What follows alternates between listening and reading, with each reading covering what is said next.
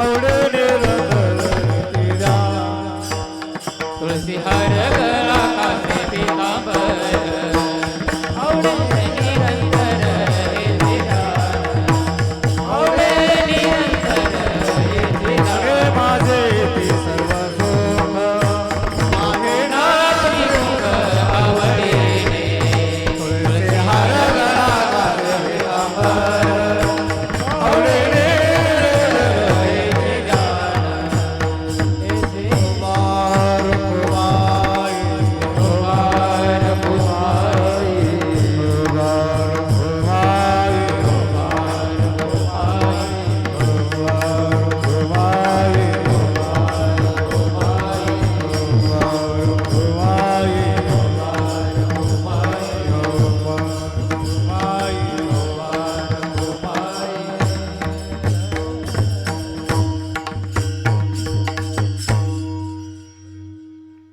रूपाची कर्मे ब्रह्म रूप ब्रह्म रूपाची कर्मे ब्रह्म रूप विरहित संकल्प होती जाती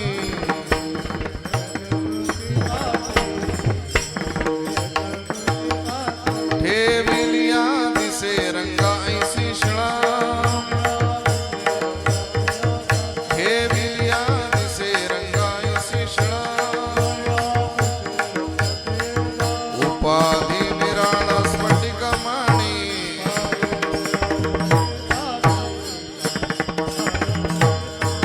नाना भाषा मध्ये आळविता बाळा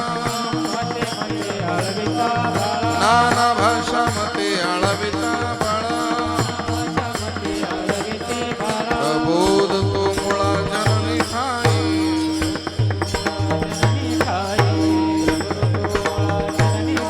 ठेविलिया दिसे रंगाईसी शिळा ठेविलिया दिसे रंगाईसी शिळा उपाधी निराळा स्फटिक माणी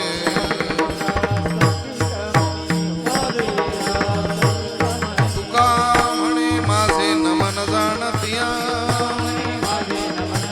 तुका म्हणे माझे नमन जाणतिया लागत से पाया वेळो वेळा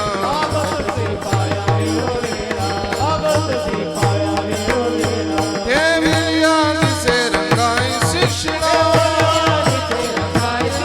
ठेविलिया दिसे रंगाईसी शिळा उपाधी निराळा स्फटिक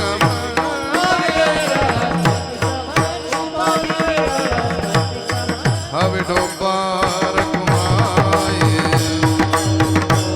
जय जय विठोबार कुमाये हवे डोंबार कुमाये विठोबार कुमाये विठोबार कुमाये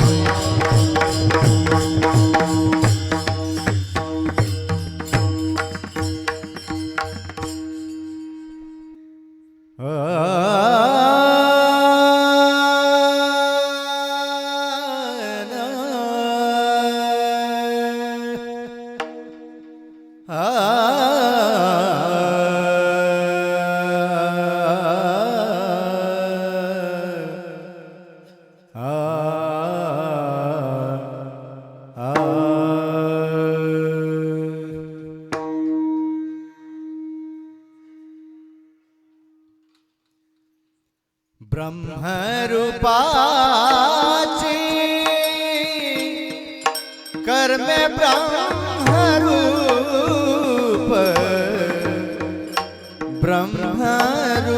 ब्रह्मरूपाची कर्मे ब्रह्मरूप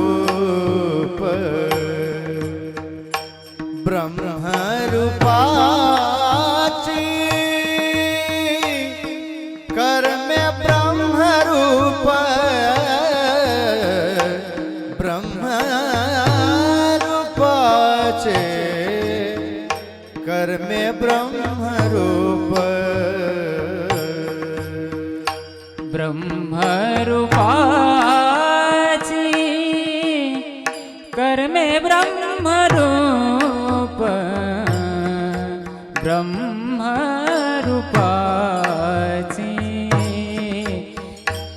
में ब्रह्म रूप ब्रह्म रूपाची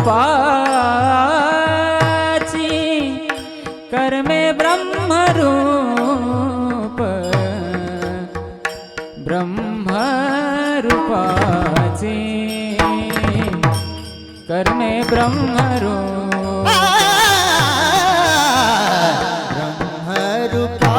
ब्रह्मरूपाची कर में ब्रह्म रूप ब्रह्मरूपाचे कर में ब्रह्म रूप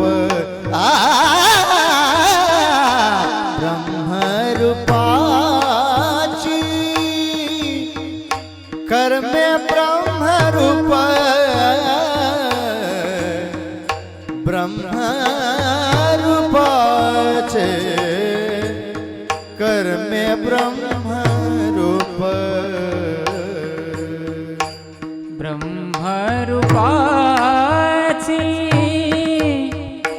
कर में ब्रह्म रूप ब्रह्म रूपाची कर में ब्रह्म रूप ब्रह्म रूपाची कर में ब्रह्म रूप ब्रह्म रूपाची कर में ब्रह्म रूप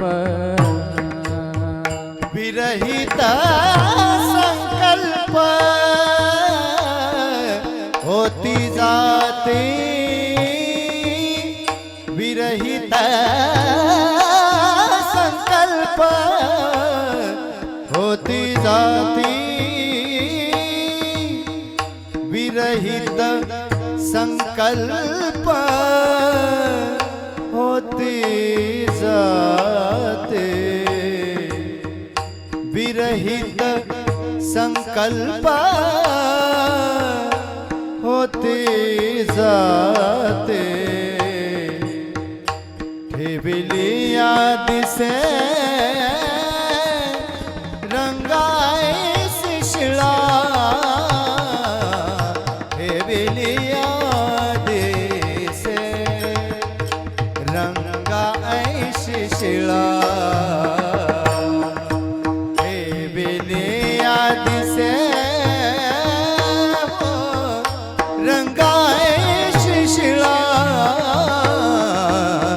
ठेविलिया दिसे रंगाई शिशिळा विरहित संकल्प होती जाती विरहित संकल्प होती जाती विरहित संकल्प होती जाती विरहित संकल्प होती जाती ठेविली याद से रंगाई शिळा ठेविली याद से रंगाई शिळा ठेविली याद से रंगाई शिळा ठेविली याद से रंगाई शिळा उपाधेने स्फटिक मणी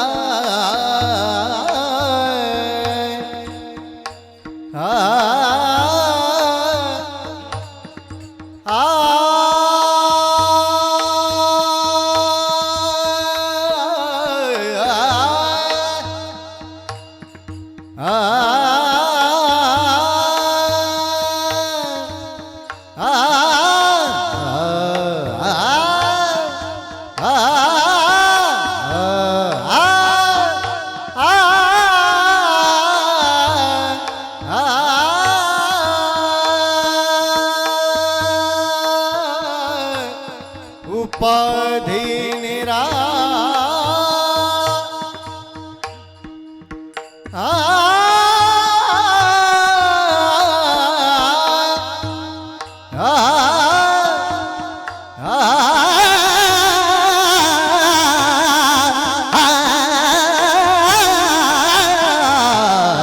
उपाधी उपाधी निरा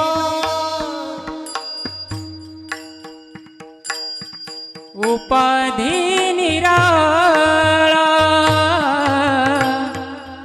उपाधी निराळा निराळा स्पष्टिक मनी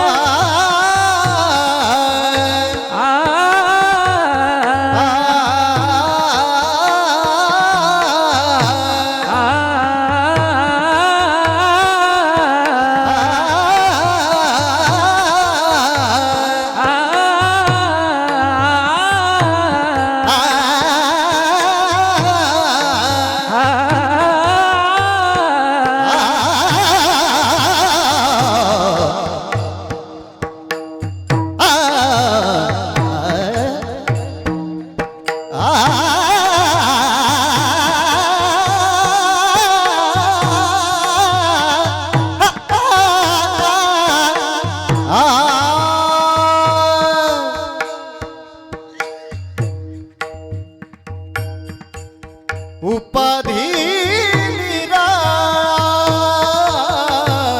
स्फटिक मणी उपाधी निरा स्फटिक मणी ठेविली दिसे रंगाई शिळा ठेविली दिसे रंगाई शिळा ठेविली दिसे रंगाई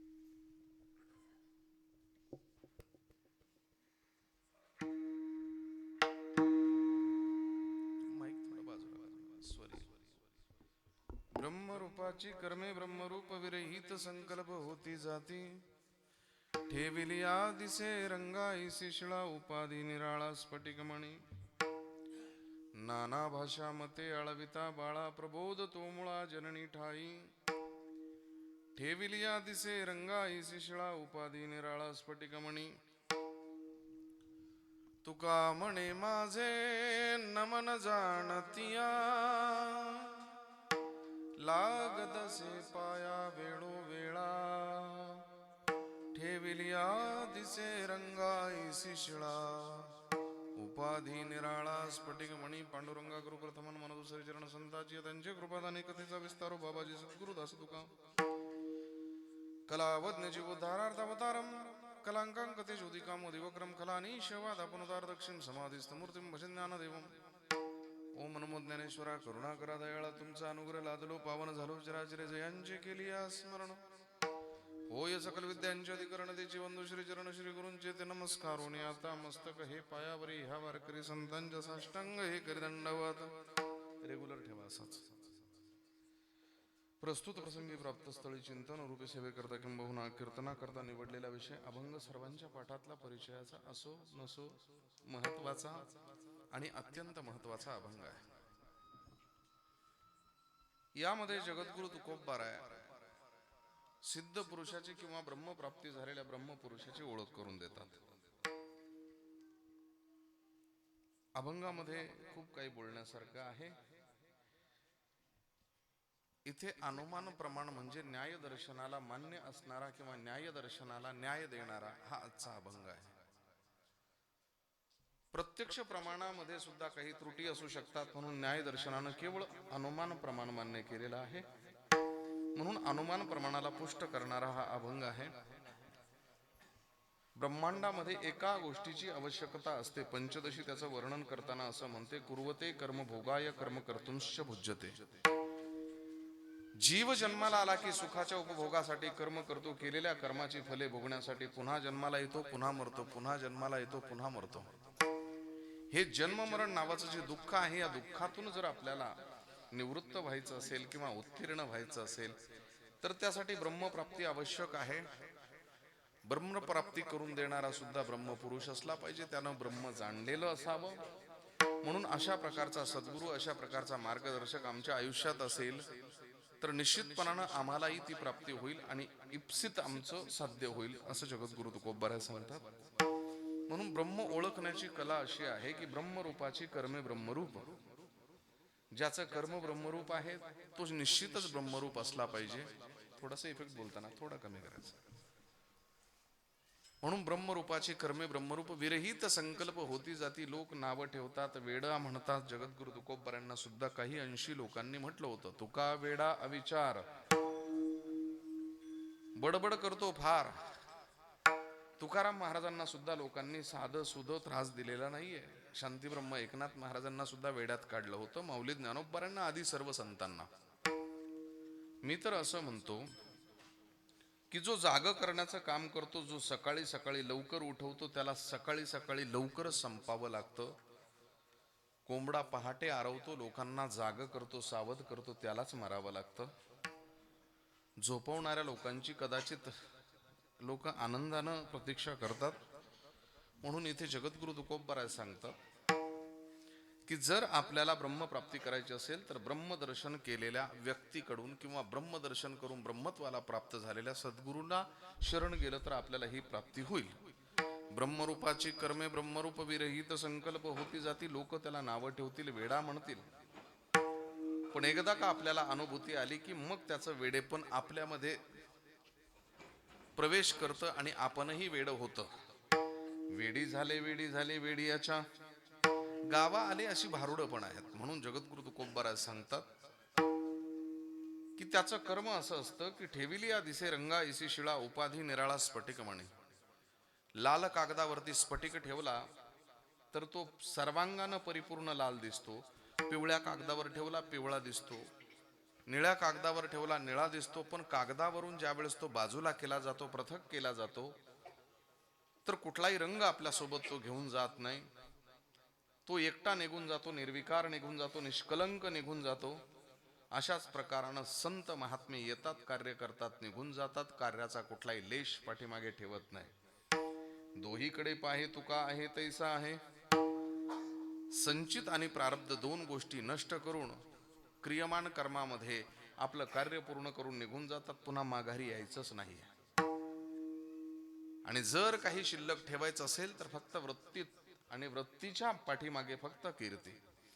तुका म्हणे एका मरण्याची सरे, तुका म्हणे एका मरण्याची सरे, तुका म्हणे एका मरण्याची सरे, तुका म्हणे एका मरण्याची सरे. उत्तमाची उरे कीर्ती मागे, उत्तमाची उरे कीर्ती मागे, रती मायके दुःखाची जणिते, रती मायके दुःखाचे जणिते, रती मायके दुःखाची जणिते, रती मायके दुःखाचे जणिते. उत्तमाची मुरे कीर्ती मागे, उत्तमाची मुरे कीर्ती मागे, कीर्ती मायके दुःखाची जणिते, कीर्ती मायके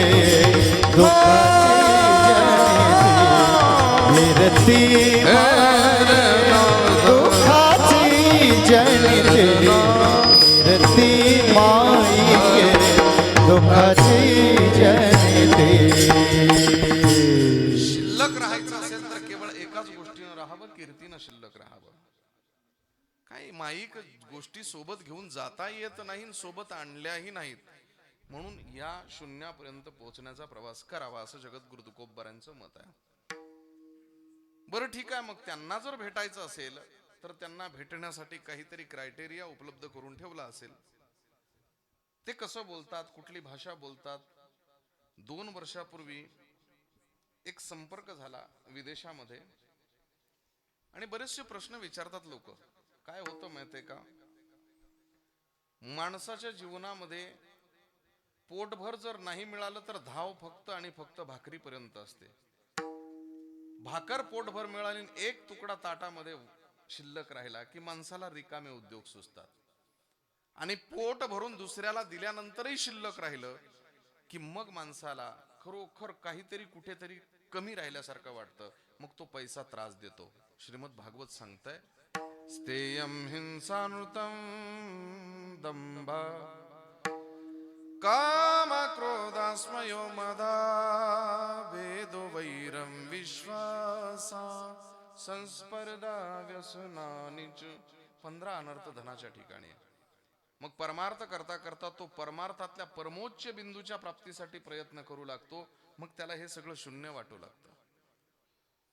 मग कोणीतरी मार्गदर्शक येतो, मार्गदर्शन करतो की तू असं कर, तू तसं कर, हे कर, ते कर. असाच एक उद्विग्न झालेला आणि परमार्थ मार्गाला लागून कुठल्या गुरुनं त्याला सांगितलं की देव तुला भेट देणार आहे, तो साधना करू लागला. साधना करता करता तो म्हणतोय की मला अनुभव आले.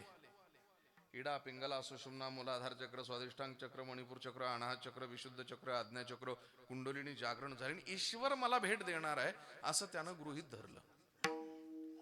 त्यानं त्याच्या गुरुला विचारण्याच्या आत गुरु ह्या जगात राहिला नाही. मग त्यानं मला मेल केला मलेशियामधून. तो मला म्हणाला, गुरुजी मी आपली कीर्तनं प्रवचनं ऐकतो, मला तरी वाटतं आपण ब्रह्मज्ञानी असाल. म्हटलं मग बरोबर आहे, तू 1 पटी येडा आणि मी 10 पटी येडा. मला मार्गदर्शन तुम्ही 100% कराल याची मला खात्री आहे. ईश्वराच्या अत्यंत समीप मी आहे.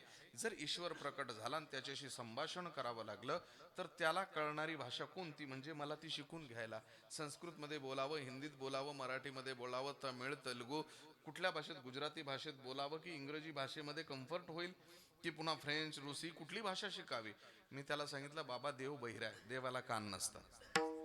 तो म्हणाला कसं काय. म्हटलं अरे बाबा त्याचा प्रॉब्लेम असा आहे की देवाला कुणाचंच ऐकायला येत नाही. देवाला कळतात ती फक्त आपली व्हायब्रेशन्स, आपला भाव, आपल्या अंतकरणातल्या वेदना, संवेदना. याच्या व्यतिरिक्त देवाशी संपर्क साधण्यासाठी कुठल्याही मौखिक भाषेचा प्रयोग केला जात नाही. त्यानंतर पुढे त्याचं काय झालं मला माहिती नाहीये. मला फक्त एवढंच म्हणायचंय की जसं ईश्वराला आपलं कर्म समजतं, आपला भाव कळतो, अंतकरणातल्या भावना कळतात, तसं तुकोबारा दृष्टांताच्या माध्यमातून सांगतात. बाळ रडतय पण रडण्याच्या पाठीमागे कुणी त्याला मारलंय का, भूक लागली का, पोट दुखतंय का, डोकं दुखतंय का, हे सांगण्यासाठी तो जसा प्रयत्न करेन.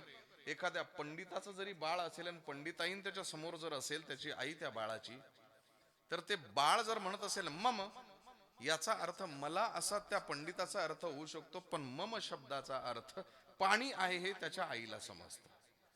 म्हणून लेकराची भाषा अबोल भाषा जरी असेल तरी मातेला ती आपोआप समजते. म्हणून नाना भाषा मते आळविता बाळा, प्रबोध तो मुळा जननी ठाई. त्या मातेला त्याचा बोध होत असतो की माझ्या बाळाला म्हणायचं काय. तसं तुका म्हणे माझे नमन जाणती आणि लागतसे पाया वेळोवेळा. म्हणून तो ईश्वर माझी प्रार्थना स्वीकारतो, मग ती प्रार्थना सगुणी असो निर्गुणी असो, ती प्रार्थना आगमी असो निगमी असो, कुठल्याही प्रकारची प्रार्थना असेल, ती मानसिक असेल, देहिक असेल, सामाजिक असेल, कुठलीही प्रार्थना असेल तर त्याला समजते. म्हणून त्याच्या चरणावरती मी मस्तक टेकवतो. ही प्रभाषा कदाचित आजच्या अभंगामध्ये आहे आणि ह्या विषयावरती आपल्याला चिंतन करायचं आहे. श्री क्षेत्र आसेगाव, तालुका जिंतूर, जिल्हा परभणी या ठिकाणी चालत आलेला हा अखंड हरिनाम सप्ताह गत 3-4 वर्षापासून ह्या सप्ताहाला येणं होतं आणि तुम्हा सर्वांच्या हृदयामध्ये घर करून बसलो. काय माहिती काय एवढा देखणाही दिसायला नाहीये, तरी तुम्ही माझ्यावर एवढं प्रचंड प्रेम करतात. आणि त्यातल्या त्यात मी मगाशी म्हटलं, जादूटोना विरोधी कायद्यामध्ये जर इथे कुणाला अटक करावी वाटली तर आमच्या गिरामबुवांना अटक करावी लागेल. कारण त्यांना जादू येते की काय, एवढे मोठी मोठी माणसं कशी काय आपोआप येतात एका फोनवर, काय माहिती.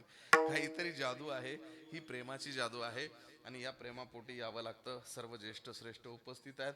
ढाले गुरुजी, आमचे पंडित बाबासारखी ही मंडळी जी आहे, सहजासहजी उपलब्ध न होणारी एवढे मोठे मोठे मृदंगाचार्य, उत्तम प्रकारची ध्वनी व्यवस्था, आणि तुम्ही सर्व जमतात एवढे टाळकरी. शक्यतो आता उद्या खूप टाळकरी असतील, कारण उद्या वामनभाऊ महाराजांची 50वी जी पुण्यतिथी महोत्सव सुरू आहे, त्या गहिनीनाथ गडावरती माझं कीर्तन आहे.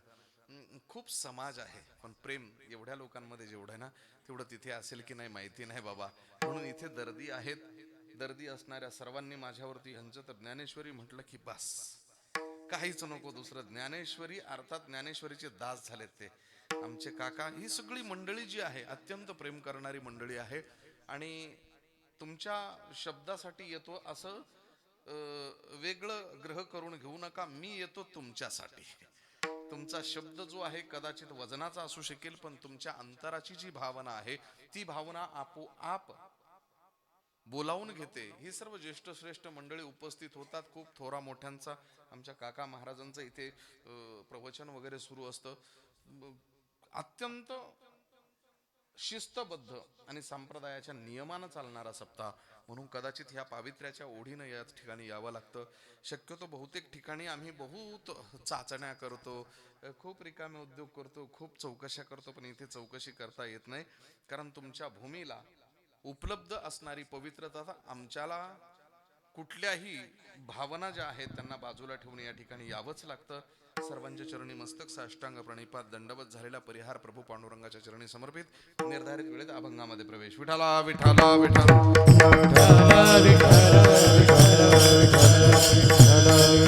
ब्रह्मरूपाची कर्मे ब्रह्मरूप विरहित संकल्प होती जाती ठेविली या दिसे रंगा ऐसी शिळा उपाधी निराळा स्फटिकमणी. मी कीर्तनाच्या प्रारंभी जो पंचदशीचा श्लोक उच्चारला, कुर्वते कर्म भोगाय कर्म कर्तुंश भुज्यते, होय प्रत्येक जीव सुखाच्याच उपभोगासाठी प्रयत्न करतो, पण सुखामध्ये प्रयत्न वेगवेगळ्या प्रकारचे करून प्राप्ती करून घेणारे बरेचसे साधक आहेत. प्रश्न असा आहे की खरोखर आपल्याला सुख मिळावं ही अपेक्षा जर असेल तर सुख मिळाल्याच्या नंतर माणसानं माघारी फिरू नये. मग हे सुख कुठे आहे हे जर शोधण्याचा प्रयत्न केला तर कदाचित पोट भरल्यानंतर जेवणाचं सुख मिळत असेल, पण ते सुख समाधानापर्यंत आम्हाला पोचवत नाही. याचं कारण पुन्हा काही तासांना भूक लागेल. प्रचंड थकल्याच्या नंतर झोपल्यानं सुख मिळालं असं कोणी जर म्हणत असेल तर त्या झोपण्याचं समाधान आम्हाला झोप पूर्ण होईपर्यंत नाही मिळू शकत. कुठलीही गोष्ट प्राप्त झाली की ततक्किम म्हणायलाच नकोय. कुठलीही वस्तू प्राप्त होण्यासाठी एक महत्वाचा नियम सांगतो, कुठल्याही वस्तूचं आकर्षण प्राप्तीपर्यंत असतं, वस्तू प्राप्त झाली की आकर्षण संपतं.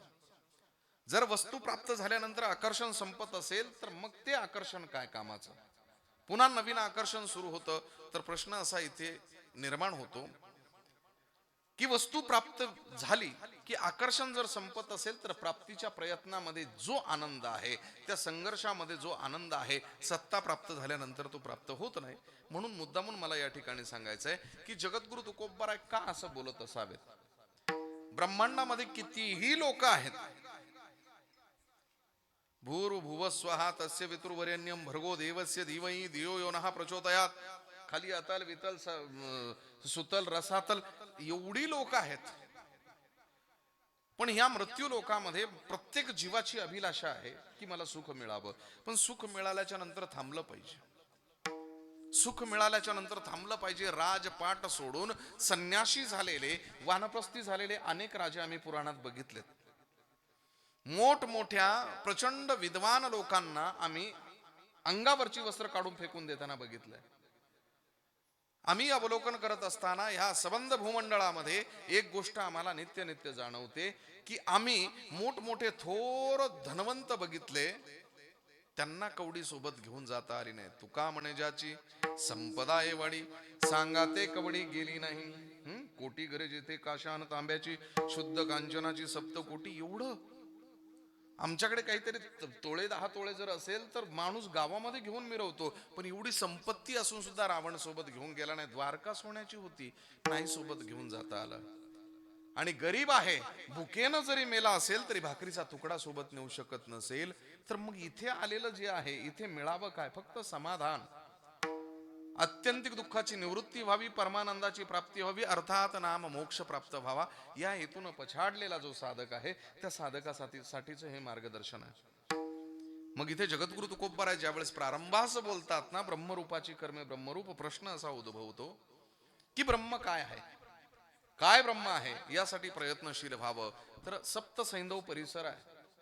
पुरातन काळामध्ये मला तरी वाटतं 13.5 लाख कोटी वर्षापूर्वी सूर्यामध्ये स्फोट झाला, अनेक ग्रह इकडे इकडे पडले. 4.5 लाख कोटी वर्षापूर्वी पृथ्वी नावाच्या ग्रहावरती पाणी आलं आणि तिथे प्रजनन व्यवस्था सुरू झाली. आणि अगदी अलीकडच्या काळामध्ये 10 लाख वर्षापूर्वी मनुष्य हा उत्क्रांत झालेला जीव या धर्तीवरती विचरण करू लागला. 5, 7, 10, 12 हजार वर्षापूर्वी आमच्या अर्शकालीन संत साहित्यानं किंवा अर्शकालीन ऋषी मुनींनी लिहून ठेवलं की आता कुठे प्रारंभ झालेला आहे. डायनोसॉर संपले, सगळं संपलं, मनुष्य प्रजाती वेगानं वाढू लागली. ही मनुष्य प्रजाती माणसात यावी, माणसासारखं वागावं म्हणून सप्तसैंधव परिसरामध्ये पहिली संस्कृती वाढली. त्या संस्कृतीचं नाव आहे इंडस व्हॅली सिव्हिलायझेशन, म्हणजे भारतीय सिंधू खोऱ्यातील संस्कृती. मग ॲमेझॉन व्हॅली सिव्हिलायझेशन आहे, नाईलच्या खोऱ्यातील संस्कृती आहे. या संस्कृती वाढल्या, पण भारतीय संस्कृतीची एक खासियत आहे. पंजाबातल्या 5 नद्या, अफगाणिस्तानातल्या 2 नद्या, या 7 नद्यांना सप्तसैंधव असं म्हटलं गेलं. या खोऱ्यांमध्ये राहणाऱ्या ऋषी मुनींनी माणसानं जगावं कसं याचं सूत्र, याचं ज्ञान जगताच्या समोर मांडलं. ज्ञान हा जो शब्द आहे हा विद धातूपासून निर्माण होतो, म्हणून अनेक प्रकारचं ज्ञान आमच्याकडे असं आहे, आमच्याकडे असं आहे. माणूस असा जगला तर 100 वर्ष जगू शकतो, आनंदानं जगू शकतो, सुखानं जगू शकतो, असं काही सांगणारे ग्रंथ घेऊन आले आणि ते एका ठिकाणी संमेलनामध्ये बसले. एक विद आहेत, पण विद अनेक प्रकारची आली म्हणून अनेक वचन झालं वेद. विठाला विठाला विठाला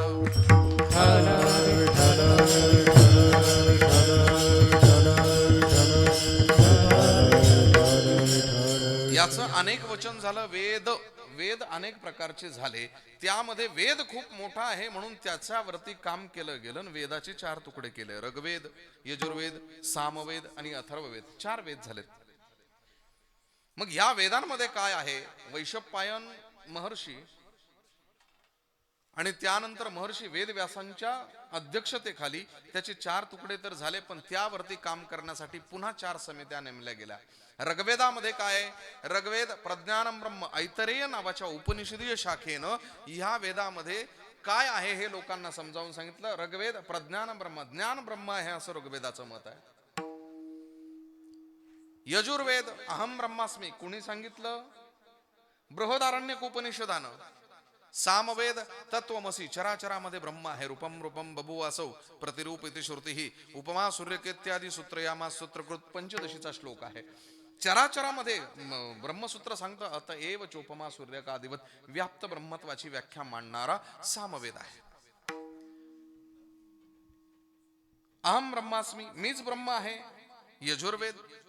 आणि सरते शेवटी अथर्ववेदावरती भाष्य करत असताना मुंडक उपनिषद असं म्हणतंय की आत्मा ब्रह्म आहे. आत्मा ब्रह्म, ज्ञान ब्रह्म, चराचरामध्ये ब्रह्म की मीच ब्रह्म, ह्या 4 गोष्टींमध्ये गुंतलेली जी लोक आहेत, ह्या लोकांना योग्य प्रकारचं मार्गदर्शन मिळू लागलं नाही. म्हणून आमच्या सर्व संतांनी प्रयत्न केले. खरं सांगू मी, काही काही लोकांचं मत असं आहे की वारकरी परंपरा ही आगमी की निगमी. आता आगमी आणि निगमी हे जे 2 शब्द आहे कदाचित ऐकले असावेत, पण ह्या शब्दाचं मी थोडंसं विश्लेषण करतो. निगम म्हणजे वेद मान्य, वेद पुरस्कृत, आणि आगम म्हणजे वेदाच्या विरहित असणारी विचारधारा. त्याला म्हटलं जातं तंत्र विभाग. या तंत्र विभागाच्या थोड्या काही आता अलीकडे एकानं मला विचारलं होतं की वारकरी संप्रदाय आगमाचं पुरस्कार करतो की निगमाचा? म्हटलं दोघांचाही करतो. म्हणजे आगम आणि निगम कसं? म्हटलं याचं कारण आहे, वारकरी संप्रदाय निर्माण होत असताना नाथ परंपरा त्याच्यामध्ये आली आणि भागवत संप्रदायही त्याच्यामध्ये आला. म्हणून 2 परंपरा एकत्र येऊन उदात्त हृदयाचा आमचा संप्रदाय निर्माण झाला. हे सगळं पटवून सांगताना नाकी 9 येतात, पण असे प्रश्न लोकांना पडतच नाही. असे प्रश्न लोकांना, एक खंत आहे माझी गिराम महाराज, प्रचंड मोठी खंत आहे. लोक वारकरी संप्रदायाचे आहेत, पण वारकरी संप्रदायाचा त्यांना अजिबातही अभ्यास करण्यामध्ये रस नाहीये. त्यांनी तो अभ्यास करावा, पुन्हा पुन्हा करावा. वारकरी संप्रदायाला रिप्रेझेंट करत असताना त्यांनी तो डिबेटमध्ये मांडण्यासाठी वारकरी संप्रदायाची मूल विचारधारा सांगावी. काय आहे वारकरी संप्रदाय? या वारकरी संप्रदायामध्ये उडंबर चालत नाही, पण तंत्र विभागाच्या नाथ संप्रदायाला फिल्टर करून इकडेच आणलेला आहे. आणि पूर्णतः वेद प्रणित असणाऱ्या भागवत संप्रदायाला सुद्धा वारकरी संप्रदायामध्ये आणलेलं आहे. वारकरी संप्रदाय समजणं तितकं सोपं नाहीये. इथे जगद्गुरु शंकराचार्यांची अद्वैत विचारधारा आहे, रामानुजाचार्यांची शुद्धाद्वैत आहे, विशिष्टाद्वैत वल्लभाचार्यांची आहे, निंबर्काचार्यांची शुद्ध द्वैताद्वैत आहे, आणि श्रीपाद मध्वाचार्यांची थेट द्वैत संप्रदायाची सुद्धा विचारधारा आहे. हे सगळं वारकरी संप्रदायामध्ये आहे, पण आम्हाला ते घेता येत नाही. आजची शोकांतिका अशी आहे की संप्रदाय खूप झालेत. एखाद्या घरामध्ये देवारा जर बघितला तर वेगवेगळ्या प्रकारचे विचार करायला लागतो की ह्या संप्रदायाची विचारधारा यांच्या विरोधात आहे, यांची विचारधारा यांच्या विरोधात. मग हे आमच्या का माथी मारले जातात? प्रचंड मोठं दुर्भाग्य आहे. आणि हे जे संप्रदाय निर्माण होतात ह्यांच्यामध्ये जाणारी लोक नास्तिक नसतात, आस्तिक असतात. आणि आस्तिक असणारा प्रत्येक जण हा मूळचा वारकरीचा आहे. मग वारकरी संप्रदायाचे लचके तोडून घेऊन जात आहेत. मग आपण करतो काय आहोत? वारकरी संप्रदाय कडाडानं सांगितला पाहिजे, अत्यंत हिरिरीनं सांगितला पाहिजे. आणि वारकरी संप्रदायाचे लचके तोडून नेणारी ही जी मंडळी आहे ना, या मंडळींना प्रतिबंध करण्यासाठी आपले शहाणे केले पाहिजे. उगाच कोणीतरी एखादी मेंढी हकलवून नेत असेल आणि त्याच्या पाठीमागे सगळ्या मेंढ्या जात असतील तर करायचं काय? ही जबाबदारी आहे. ही गादी तुम्हाला मिळाली, जबाबदारी आहे. 9 वर्षाच्या पोरानं कीर्तन करावं, 10 वर्षाच्या पोरानं कीर्तन करावं, मनोरंजन करावं. मनोरंजनाची गादी नाहीये. या गादीची कृपा जर झाली तर माझ्यासारख्या दगडावरती सुद्धा कृपा होते आणि बोलू लागतो. ही गादी सहजासहजी कोणाला प्राप्त होत नाही, म्हणून ह्या गादीचा आदर व्हावा. ह्या गादीवरती तुम्ही आतापर्यंत पावित्र्य पाळलाय, पण कदाचित कॅमेरा आहे समोर, महाराष्ट्रभर जाईल, तीही लोक बघतील, अरे नाही चुकतंय कुठेतरी. म्हणून वारकरी संप्रदाय वाचवायचा असेल तर वारकरीच व्हावं लागेल. वारकरी झाला असेल तर वारकरी संप्रदायाचा अभ्यास करणं गरजेचं आहे. चला ठीक आहे, हरकत नाहीये. मला असं म्हणायचंय की ज्या वेळेस 4 प्रकारचे 4 ब्रह्म सांगितले, मी काय करावं, हा संभ्रम फार त्रास देतो. यासाठी एक गोष्ट लक्षात ठेवा, गुगल तुम्हाला एका क्लिक वरती ब्रह्मांडातली कुठलीही वस्तू शोधून देणार आहे, पण स्वतःचा शोध घेण्यासाठी स्वतःलाच प्रयत्न करावा लागणार आहे. आणि ज्यानं स्वतःला शोधलं त्याला शोधत जगाचा बाप त्याच्या घरी आल्याशिवाय राहणार नाही. म्हणून स्वतःचा शोध करा. लोकांची उणीधुणी काढण्यापेक्षा आपला स्वाध्याय करा. आपण आपल्या अंतर्मुख झालो पाहिजे. आणि हे दाखवण्यासाठी एका आजारातून मुक्त होण्याची गरज आहे. तो आजार आहे NPD, नार्सिस्टिक पर्सनॅलिटी डिसऑर्डर. डॉक्टरी क्षेत्रातले आहात तुम्ही, म्हणून मी सांगतोय की नार्सिस्टिक पर्सनॅलिटी डिसऑर्डर नावाचा जो आजार आहे हा प्रचंड फोफावला आहे. आणि ह्या आजाराचं निदान करणारा डॉक्टर त्याला सायकॅट्रिस्ट म्हणतात. आश्चर्य, तो सुद्धा ह्याच रोगानं ग्रस्त आहे, पण तो लोकांचे आजार काढण्याचा प्रयत्न करतोय. काय आहे नार्सिस्टिक पर्सनॅलिटी डिसऑर्डर? मी मुद्दामून तिकडे जाणार आहे. इथे जरी उभा राहिलो मी तर तिकडे कुठला मिक्सर लावलेला आहे, एअर 16 लावलेला आहे का, लगेच इथून सांगू शकतो. किती पॉवर अँप आहे, किती बेस लावलेले आहेत, किती मेड लावलेले आहेत, तिथे रिव्हर्ब कसा मेंटेन केला जातो, इको व्हॅल्यूम कशाला म्हणतात, रिपीट कशाला म्हणतात, डिले कशाला म्हणतात, हाईस कशाला म्हणतात, बेस कशाला म्हणतात, गेन कशाला म्हणतात, पॅन कितीवर, हे सगळं मी इथून सांगू शकतो. तिथून मला प्रारंभ करायचा आहे की काय ह्या इथून कुठे ना कुठे काहीतरी सूत्र आहे. प्रचंड वाचावं माणसानं. काय झालं माहितीये का, ग्रीक देशातली एक कथा आहे. NPD पर्यंत जातोय मी. ग्रीक देशामधली एक कथा आहे. ग्रीक देशामध्ये एक मुलगा बापाला वारंवार सांगत होता, बाबा मला त्या उंच डोंगरावरती जायचंय, घेऊन जा ना एकदा. जी लोक गेली, जी मुलं माझ्या सोबतची मुलं तिथे गेलीत ना, त्या मुलांनी अनुभव तिथे सांगितला मला की अरे तिथे डोंगरावरती गेल्यानंतर ढग आपल्या खाली असतात, ढगांच्या वरती पक्षी नाही उडत, आजूबाजूचं काही दिसत नाही. अरे तिथे गेल्यानंतर विशेष आनंद होतो. म्हणून बाबा मला त्या डोंगरावर घेऊन जाणार का? एक दिवस सुट्टीचा बघून बाप त्या मुलाला घेऊन त्या डोंगरावरती गेला. आजूबाजूला गिरी कपार आहेत. त्या मुलाला प्रचंड आनंद झाला, उड्या मारू लागला. उड्या मारता मारता जोरात ओरडू लागला. जोरात ओरडता ओरडता हॅलो, हे आवाज आला, त्याला काय म्हणतात? प्रतिध्वनी मराठीत काय म्हणतात, इंग्रजीत इको. त्या मुलानं विचारलं, बाबा माझ्यासारखा आवाज तिकडून कोण काढतोय? म्हणे अरे नाही रे, तो तुझाच आवाज आहे. मग माझा आवाज कसा काय परत आला? ते म्हणे दॅट इज द इको बाळा. काय असते इकोची भानगड? सगळीकडे शास्त्र नेमून दिलेलं आहे, कथा आहेत. मग त्या बाळाला त्या बापानं सांगितलं, दगडावर बैस, मी तुला कथा सांगतोय. आणि बाप मुलाला सांगू लागला, बाळा खूप वर्षापूर्वी ह्या सृष्टीवरती काही अलौकिक चमत्कार घडत होते. एक दिवस असं झालं, स्वर्गातली एक अप्सरा धरतीवरती आली. तिचं नाव होतं लिरिपिओ. ती धरतीवरती आली आणि विचरण करू लागली. तर त्याच जंगलामध्ये एका तळ्यातून एक दिव्य पुरुष बाहेर निघाला. तो होता जलदूत किंवा जलदेव. त्याला म्हटलं जायचं सेफिसस. दोघांनी एकमेकांना बघितलं, प्रचंड आनंद झाला. एकमेकांच्या समोर प्रेम प्रस्ताव ठेवले गेले. प्रेम प्रस्तावांचा स्वीकार झाला, विवाह झाला. आणि विवाहाच्या नंतर काही दिवसांनी त्यांना एक बाळ झालं. अप्सरा आणि देव दोघांच्या संबंधानं जे बाळ जन्माला आलं ते उगच असं तसं असेल का?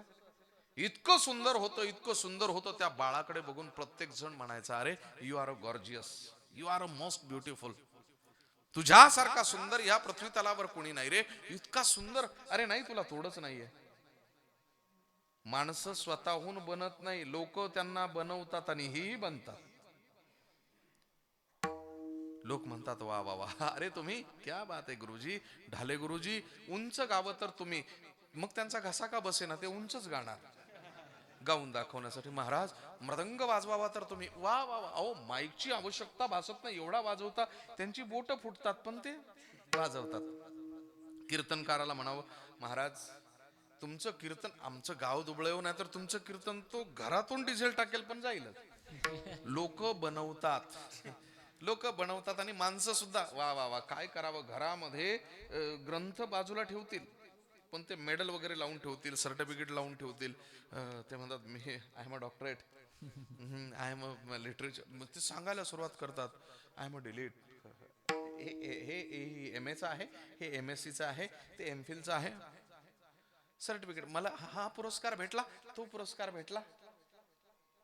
कागदावर माणसं ठरवतात हो. पेन्शन घेण्यासाठी जर एखादा वृद्ध व्यक्ती पेन्शनच्या ऑफिसमध्ये गेला तर तिथला जो माणूस आहे त्या माणसाला पेन्शन मिळावी म्हणून तुम्ही जिवंत आहात का हे दाखवण्यासाठी तुमच्या हयातीचा दाखला घेऊन या म्हणतात. अरे समोर उभा आहे ना, ते म्हणतात नाही तुम्ही जिवंत असल्याचा सरकारी दाखला घेऊन या. 4 दिवस झाले स्मशानाच्या बाहेर प्रेत सडतय, त्याचा दुर्गंधी सुटलेली आहे, तरी तो तिथला स्मशानातला कर्मचारी म्हणतो मला बाकीचं सांगू नका, पहिलं तुम्ही याचं मृत्यूचं सर्टिफिकेट मला सादर करा. माणूस किती शिकलाय, त्याची अक्कल किती आहे, तो किती उंच आहे, हे कागदावर ठरवलं जातं. त्या बंगालमध्ये फार गोड बोललं जातं बरं का ह्याच्यावरती. बंगालीचं पण हिंदीमध्ये थोडंसं केलं, शेवटी बंगाली ते कागज के दो पंख लेके उड़ा चला जाए रे, जहाँ नहीं जाना था ये वही चला जाए रे, उम्र का ये ताना बना समझ न आए रे, जुबा पे ये मोह माया नमक लगाए रे, क्या देखे ना भाले ना दाए ना आए रे, दिशारा क्या मुंबो का मुंटा रे. हे मन कमीना म्हणजे विचित्र आहे.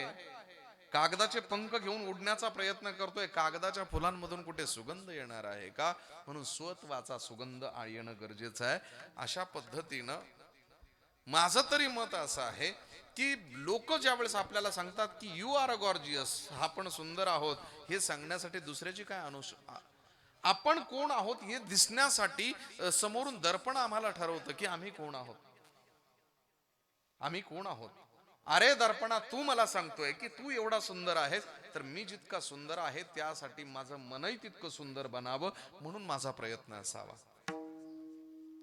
त्या मुलाला वारंवार लोक सांगायची अरे तू सुंदर आहेस, तुझ्यासारखा सुंदर कोणी नाही. त्यानं ठरवलं जगातला एक मेवा द्वितीय सुंदर मीच. त्या मुलाचं नाव ठेवलं नार्सिसस. पण ते बाळ जन्माला आल्या आल्या एका ज्योतिषाला विचारलं काय आहे याचं भविष्य. त्या ज्योतिषानं सांगितलं मुलाचं भविष्य उत्तम आहे, फक्त स्वत्वाचा साक्षात्कार त्याला होता कामा नये, हा स्वतःला ओळखता कामा नये. एक दिवस असं झालं, तारुण्यामध्ये आलेला हा जो मुलगा आहे, हा मुलगा अरण्यामध्ये फिरण्यासाठी गेला. फिरण्यासाठी गेला असताना पुन्हा एक दुसरी अप्सरा आली. त्या अप्सरेचं नाव इको. ती अप्सरा धरतीवरती आली आणि दोघांनी एकमेकांना बघण्याऐवजी ती त्याच्या समोरच येत नव्हती, ती फक्त आजूबाजूला लपून बघत होती. याचं सौंदर्य, अरे त्रिभुवनामध्ये एवढा सुंदर पुरुष नाही, कोण असेल हा, कोण असेल. ती समोर येत नव्हती, याचं कारण वेगळं होतं. काही ठिकाणी बोलू नये, बोलल्याच्या नंतर गोंधळ होत असतो म्हणून बोलूच नये, काही ठिकाणी बोलल्याशिवाय राहू नये. ती का बोलत नव्हती तर तिला चुगली लावायचा संबंध म्हणजे सवय होती, चुगलखोर होती. ती जी होती ना इको, तिला चुगली करायची सवय होती. तिनं एक दिवस बृहस्पती अर्थात ज्युपिटर अँड जुनो म्हणजे त्या दोघा पती पत्नींमध्ये भांडण लावलं.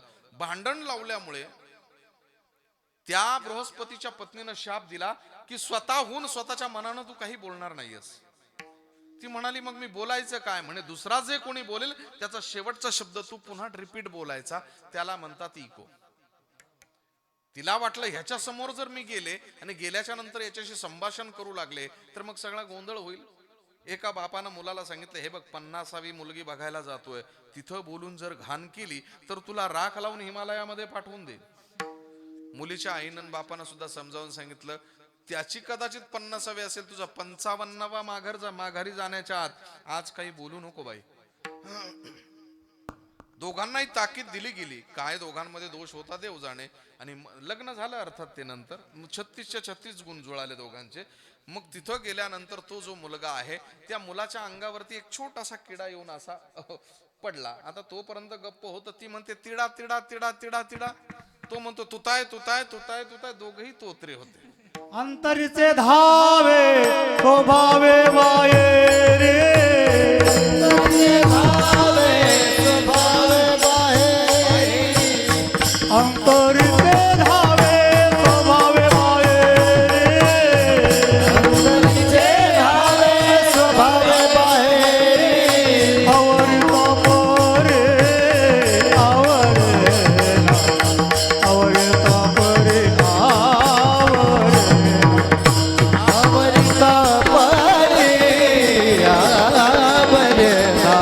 सावरे सावरे सावरे बोलावं नाही वाटलं तरी अंतरीचे धावे. आवरता आवरत नाही ते गप्पच बसत नाहीत लोक, बोलल्याशिवाय राहतच नाही. आणि मग त्यानंतर ती म्हणते मी याच्या समोर जर गेले, माझा असणारा वीक पॉइंट याला जर समजला तर आमचा वैवाहिक संबंध प्रस्थापित होणार नाही आणि हा मला हवाय. बस एवढीच अंतःकरणात इच्छा आहे. काय सांगावं, त्या मुलीचा पायरव जाणवला आणि हा थोडा दचकला. यानं आवाज दिला, कोण आहे? आहे आहे आहे. रिपीट. कोणता शब्द आला? आहे आहे. अरे अम्मा आहे मला माहिती आहे, पण समोर यायला हवं, यायला हवं, यायला हवं. मीच करतोय बरं का हे, तिकडे कमी आहे, पण मला फक्त एक्सप्लेन करायचं. लपण्या छपण्यात काय अर्थ आहे? समोर यायलाच हवं, यायलाच हवं, यायलाच हवं, यायलाच. तू येत नसशील तर मी येतो, मी येतो येतो येतो. लगेच हा म्हणाला माझी मिमिक्री करते काय? कोण असेल ती, कोण असेल तो, मला त्याच्या समोर गेलो पाहिजे. पटकन गेला आणि तिच्या समोर उभा राहिला. तिला न राहून ती त्या मुलाला आलिंगन देण्यासाठी पुढे सरसावली आणि त्यानं अपमान केला. तो म्हणाला तू आणि माझ्या अंगाला स्पर्श करते, लाज कशी वाटत नाही तुला? माघारी फिर. अशील अप्सरा पण माझ्या पात्रतेची नाहीस. अपमान केला. बरेचसे ऍसिड अटॅक ह्याच्यामुळेच होतात, बऱ्याचशा आत्महत्या ह्याच्यामुळेच होतात. पटकन कुणाचं मन मोडू नका, थोडस हँडल करा ना. येस नो काहीतरी असेल, पण स्वतःचं जीवन का बर्बाद करता? एकदा विचारून बघा. नाही शक्य नाही, चला ठीक आहे प्रोसिजर न जाऊ, बघूया. प्रश्न असा आहे की त्या मुलीचा अपमान झाला, ती मुलगी माघारी चालली पण रडत होती. हे सगळं बघणाऱ्या तिच्या मैत्रिणीला वाईट वाटलं आणि त्या मैत्रिणीनं त्यावेळेस एका तंत्र देवतेचं आवाहन केलं. ती होती प्रतिशोधाची देवता विनस.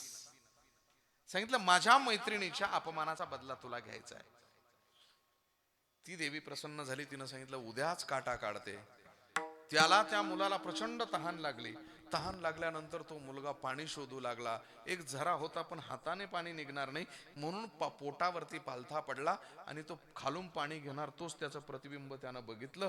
तहान गेली. तो त्या प्रतिबिंबाशी बोलतोय, मित्रा कोण आहेस रे तू?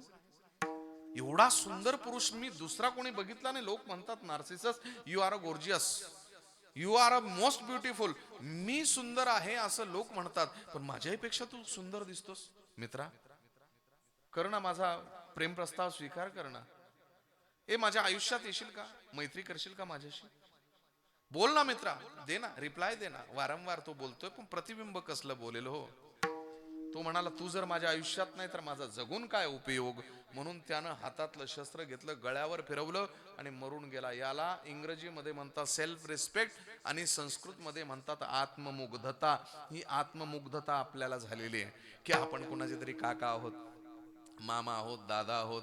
मी पोलीस पाटील आहे, मी सरपंच आहे, मी सोसायटी चेअरमन आहे, मी जिल्हा परिषद सदस्य, मी पंचायत समिती सदस्य. मला लोक नाना म्हणतात, मला काका म्हणतात, मला दादा म्हणतात. माझं नाव अमुक अमुक आहे, याची राशी अशी आहे, याचा गण असा आहे. हे सगळं सोडून द्या. याच्या पलीकडे मी कुणीतरी आहे त्याचा शोध का घेत नाही? याला म्हणतात आत्ममुग्धता. प्रचंड मारहाणीच्या नंतर ज्या वेळेस माऊली ज्ञानोबा रडत रडत मुक्ताईकडे जातात तर मुक्ताई ओळखते हे पेशंट एनपीडी आहे, नार्सिस्टिक पर्सनॅलिटी डिसऑर्डर. मग तुम्ही बसा ना खाली, लावलंय ना बरोबर, बसा खाली. मी सांगेल त्यावेळेस उठा. मी ते हे लावलंय विको टर्मरिक, चमकलो पाहिजे ना थोडं. काय सांगत होतो मी? माऊली ज्ञानोबरायांना हा आजार झालेला आहे हे ओळखणारी डॉक्टर फक्त मुक्ताई होते. मुक्ताई म्हणते याला आजार झालाय, रडत आलाय. अरे हा काही साधा सुद्धा नाहीये, हा बिग सायंटिस्ट आहे. न्यूटननं सांगण्याच्या आधी बोलून गेलेला माझा ज्ञानादादा. का फळलिया तरुचिया शाखा सहज भूमीसी उतरे देखा. अरे एडिसन आल्वाच्या नंतर त्याच्या अगोदर सुद्धा लोकांनी काय काय तज्ञ तर्क लावले असतील माहिती नाही, पण त्याही वेळेस माझा ज्ञानोबा बोलून गेला. उदकाचे नियावेशे लखलखित तेज प्रकाशे. नाना प्रकारचे सिद्धांत सांगणारा हा सायंटिस्ट माझा दादा फक्त विद्वानच झाला का? फिलॉसॉफी सांगणारा माणूस याला झालंय का? असू दे, चौकशी केली पाहिजे. आणि मुक्ताई त्यावेळेस ज्ञानादादाला म्हणत नाही बरं, अरे पाठीवर मांडे भाजण्याची क्षमता असणारा ज्ञानादादा, तू बोलणारा माणूस जागेवर भस्मस्मका करून आला नाहीस. नाही बोलली मुक्ताई. मुक्ताई बोलू शकत होती. अरे रेड्याला बोलायला लावलं, त्या वेड्याची जिव्हा का सरळ केली नाही? बोलू शकत होती, नाही बोलली मुक्ताई. बदला नकोय जीवनामध्ये, बदला, आपल्यामध्ये बदल घडवा. का बदला घेण्यात? आता मला सांगा, 10 रुपयाची पिपाणी मिळते बाजारात, यात्रा असते ती यात्रेमध्ये पिपाणी मिळते. पोरग पी पी पी वाजवत चाललं आणि त्यानं कानाजवळ येऊन बिस्मिल्ला खानच्या कानात जर ती शहनाई वाजवली, बिस्मिल्ला खान म्हणणार आहे का चलो काशी में मिलते हैं, मैं बजाता हूं मालकुंस, तुम भी मेरे सामने बजाओ? मग का त्याला काउंटर म्हणून बिस्मिल्ला खान येणार? 50 रुपयाला ते ढोल मिळतो बाजारामध्ये, तो ढोल वाजवत फिरणाऱ्या पोराला लगेच महाराज म्हणतील चल मी सांगतो तो चक्रधर वाजव. काय येतं तुला? मला तरी केरवा दादरा गरबा झपताल सप्ताल तीन ताल चौताला आडा चौताला आधा दीपचंदी चाचर रूपक, तुला काय येतं बोल? अरे ते वाजवतात, हाती चले बाजार कुत्ते भोके. 1000 लोकांचं मनावर धरायचं का? लोकांचं मनावर धरलं असतं तर आतापर्यंत गोळ्या घेऊन मरून जावं लागलं असतं. कुछ तो लोग कहेंगे, लोगों का काम है कहना. त्यांना बोलू द्या, लोकांच्या नादाला लागायचं नाही. का लोकांच्या नादाला लागायचं? मुक्ताई म्हणू शकत होती, पण मुक्ताई काय म्हणते माहिती? तू चुकलायस, चुकलायस. मुक्ताई म्हणत होती ते लोक कोण आहेत? तुला भांडायचं खूप मोठ्याशी रे. हे छोट्या छोट्यांच्या नादी लागून का ऊर्जा नष्ट करतो? तुला जगाच्या बापाच्या समोर जाऊन उभं राहायचंय, त्याच्याशी भांडायचं. मग इथं कशाला ताकद खर्ची करतो? तुझे अवदार्य जाणो स्वतंत्र देतान मनसी पात्र अपात्र कैवल्य ऐसे पवित्र के जे वैरी आही दिदरे मोक्ष दुराराध्य की होय परी तू आराधी तुझे पाय म्हणून धाडसी देत जाय पायीकू जैसा तू आ सनकादिकाचे नेमाने सायुज्य सौरसु केला पुतने जे विषाचने स्तनपाने मारू आली हगा राजसुई आगाचे सभासदी देखता त्रिभुवनाची नांदी तैसा दुर्वाक्य शब्द निस्तेजिलासी जेणे उरी हनितला पांपरा तयाचा शरणू वासी दातारा अजूनही वैर्याच्या कळवर असंभवेना ऐसा अपकार्या तुझा उपकारू तू अपात्री तरी उदारू दे दान म्हणून दारवंटे करू झालाशी बळीचा. अजून पाहिजे? ऐसा अपराधी या शिशुपाळा आपणा पे ठाव दिदला, भरपूर ओव्या आहेत. अरे त्या ईश्वराच्या समोर जाऊन उभं राहायचं आणि त्याच्याशी भांडायचंय ना. अरे तुला अपमान काहीच वाटत नाही का रे? माझ्या एका मित्रानं चांदीची चेन केली, 2 बटणं खोलून माझ्याकडे आला. घडी घडी घडी असा असा करतोय. म्हटलं याला काय झालंय काय माहिती. म्हटलं तुला प्रॉब्लेम काय रे तुझा? तो म्हणतो 50 तोला. म्हटलं चांदीची तर आहे. अरे चांदीची असू दे, जाऊ दे. म्हटलं खर्च किती आला? चल जाऊ दे मरू दे. तो म्हटला तसं चांदीची चेन आहे तशी 8च हजाराची, पण खर्च आला 70,000 रुपये. म्हटलं गणित कोणतं आहे तुझं? तो म्हणे लाव बरं अंदाज. मग माझ्या लक्षात आलं काहीतरी रत्न होतं त्याच्यामध्ये. म्हटलं कुठलं आहे? वारंवार मी गुगल लेन्सवर चेक केलं पण ते सापडतच नव्हतं. म्हटलं काय रे सांग तरी मला, कुठला खडा आहे हा? माणिक आहे, पोवळ आहे, पाचू आहे, मोती आहे, मुंगा काय? तर म्हणे हा खडा कोणता आहे तुला कळणारच नाही, तू अजून तर्क लाव. म्हटलं नाही बो मी हरलो. तो म्हणे ह्या खड्याला म्हणतात मुतखडा. म्हटलं किडनी स्टोन? म्हणे येस. म्हटलं अरे तो मुतखडा तो गळ्यात घालण्याची वस्तू आहे का? तो म्हणे जर त्या मुतखड्याचं ऑपरेशन करायला 62,000 रुपये खर्च आला, खडा फेकून देऊ का? 8 हजाराची चेन बनवली त्याच्यात घातला. मग माझ्या प्रश्नाचं उत्तर द्या. माऊली ज्ञानोबा जे बोलतात ते चुकीचं बोलतात का? जेणे उरी हानी त्याला पांपरा तयाचं चरणू वासी दातारा नाव अजूनही वैर्याच्या कळवरा वसंभविना. त्या भृगु ऋषीना अपमान म्हणून छात मारलीये, छातीमध्ये लात मारलीये. ते भूषण म्हणून मिरवायचं का? अपमानाचं प्रतीक कसं काय? ती लात पुसून टाक. भगवान परमात्मा त्याची बरेचसे तर्क वितर्क देतात. म्हणून भगवान परमात्म्याशी भांडायचं तुला, लोकांशी भांडू नको रे बाबा. अजून खूप मोठा पल्ला गाठायचा. म्हणणाऱ्या मुक्ताई आई साहेबानं ज्ञानादादाला सांगितलं बाबा हे लोक आणि तू तुलना कर ना, तू कोण आहे ते कोण आहे? योगी पाव नाम नाचा पावन मनाचा योगी पावन मनाचा योगी पावन मनाचा साहेब जनाचा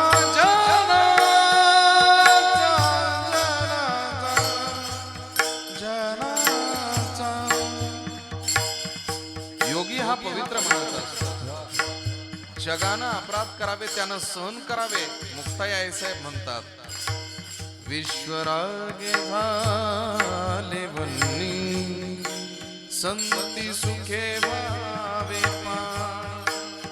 विश्वरागानं आगणी झालं आपण पाणी व्हावं आणि आपण काहीच नाही आहे तसंच ठेवावं. मुक्ताई म्हणते ज्ञानदादा एक गोष्ट लक्षात ठेव. शरीराच्या बाह्य भागाला होणाऱ्या ज्या वेदना आहेत ज्या जखमा आहेत बाह्य इलाजानं मलम लावून त्यांना भरून आणता येईल रे.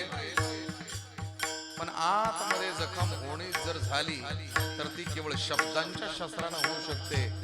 मग त्याच्यावरती इलाज संतांच्या शब्दाचा मलमच आहे. शब्द शस्त्रे झाले क्लेश संती मानवा उपदेश. जगाला शिकवायचं ना अगोदर सिद्ध हो. आपण तरुणी विश्वतारा ताटी उघडा ज्ञानेश्वर.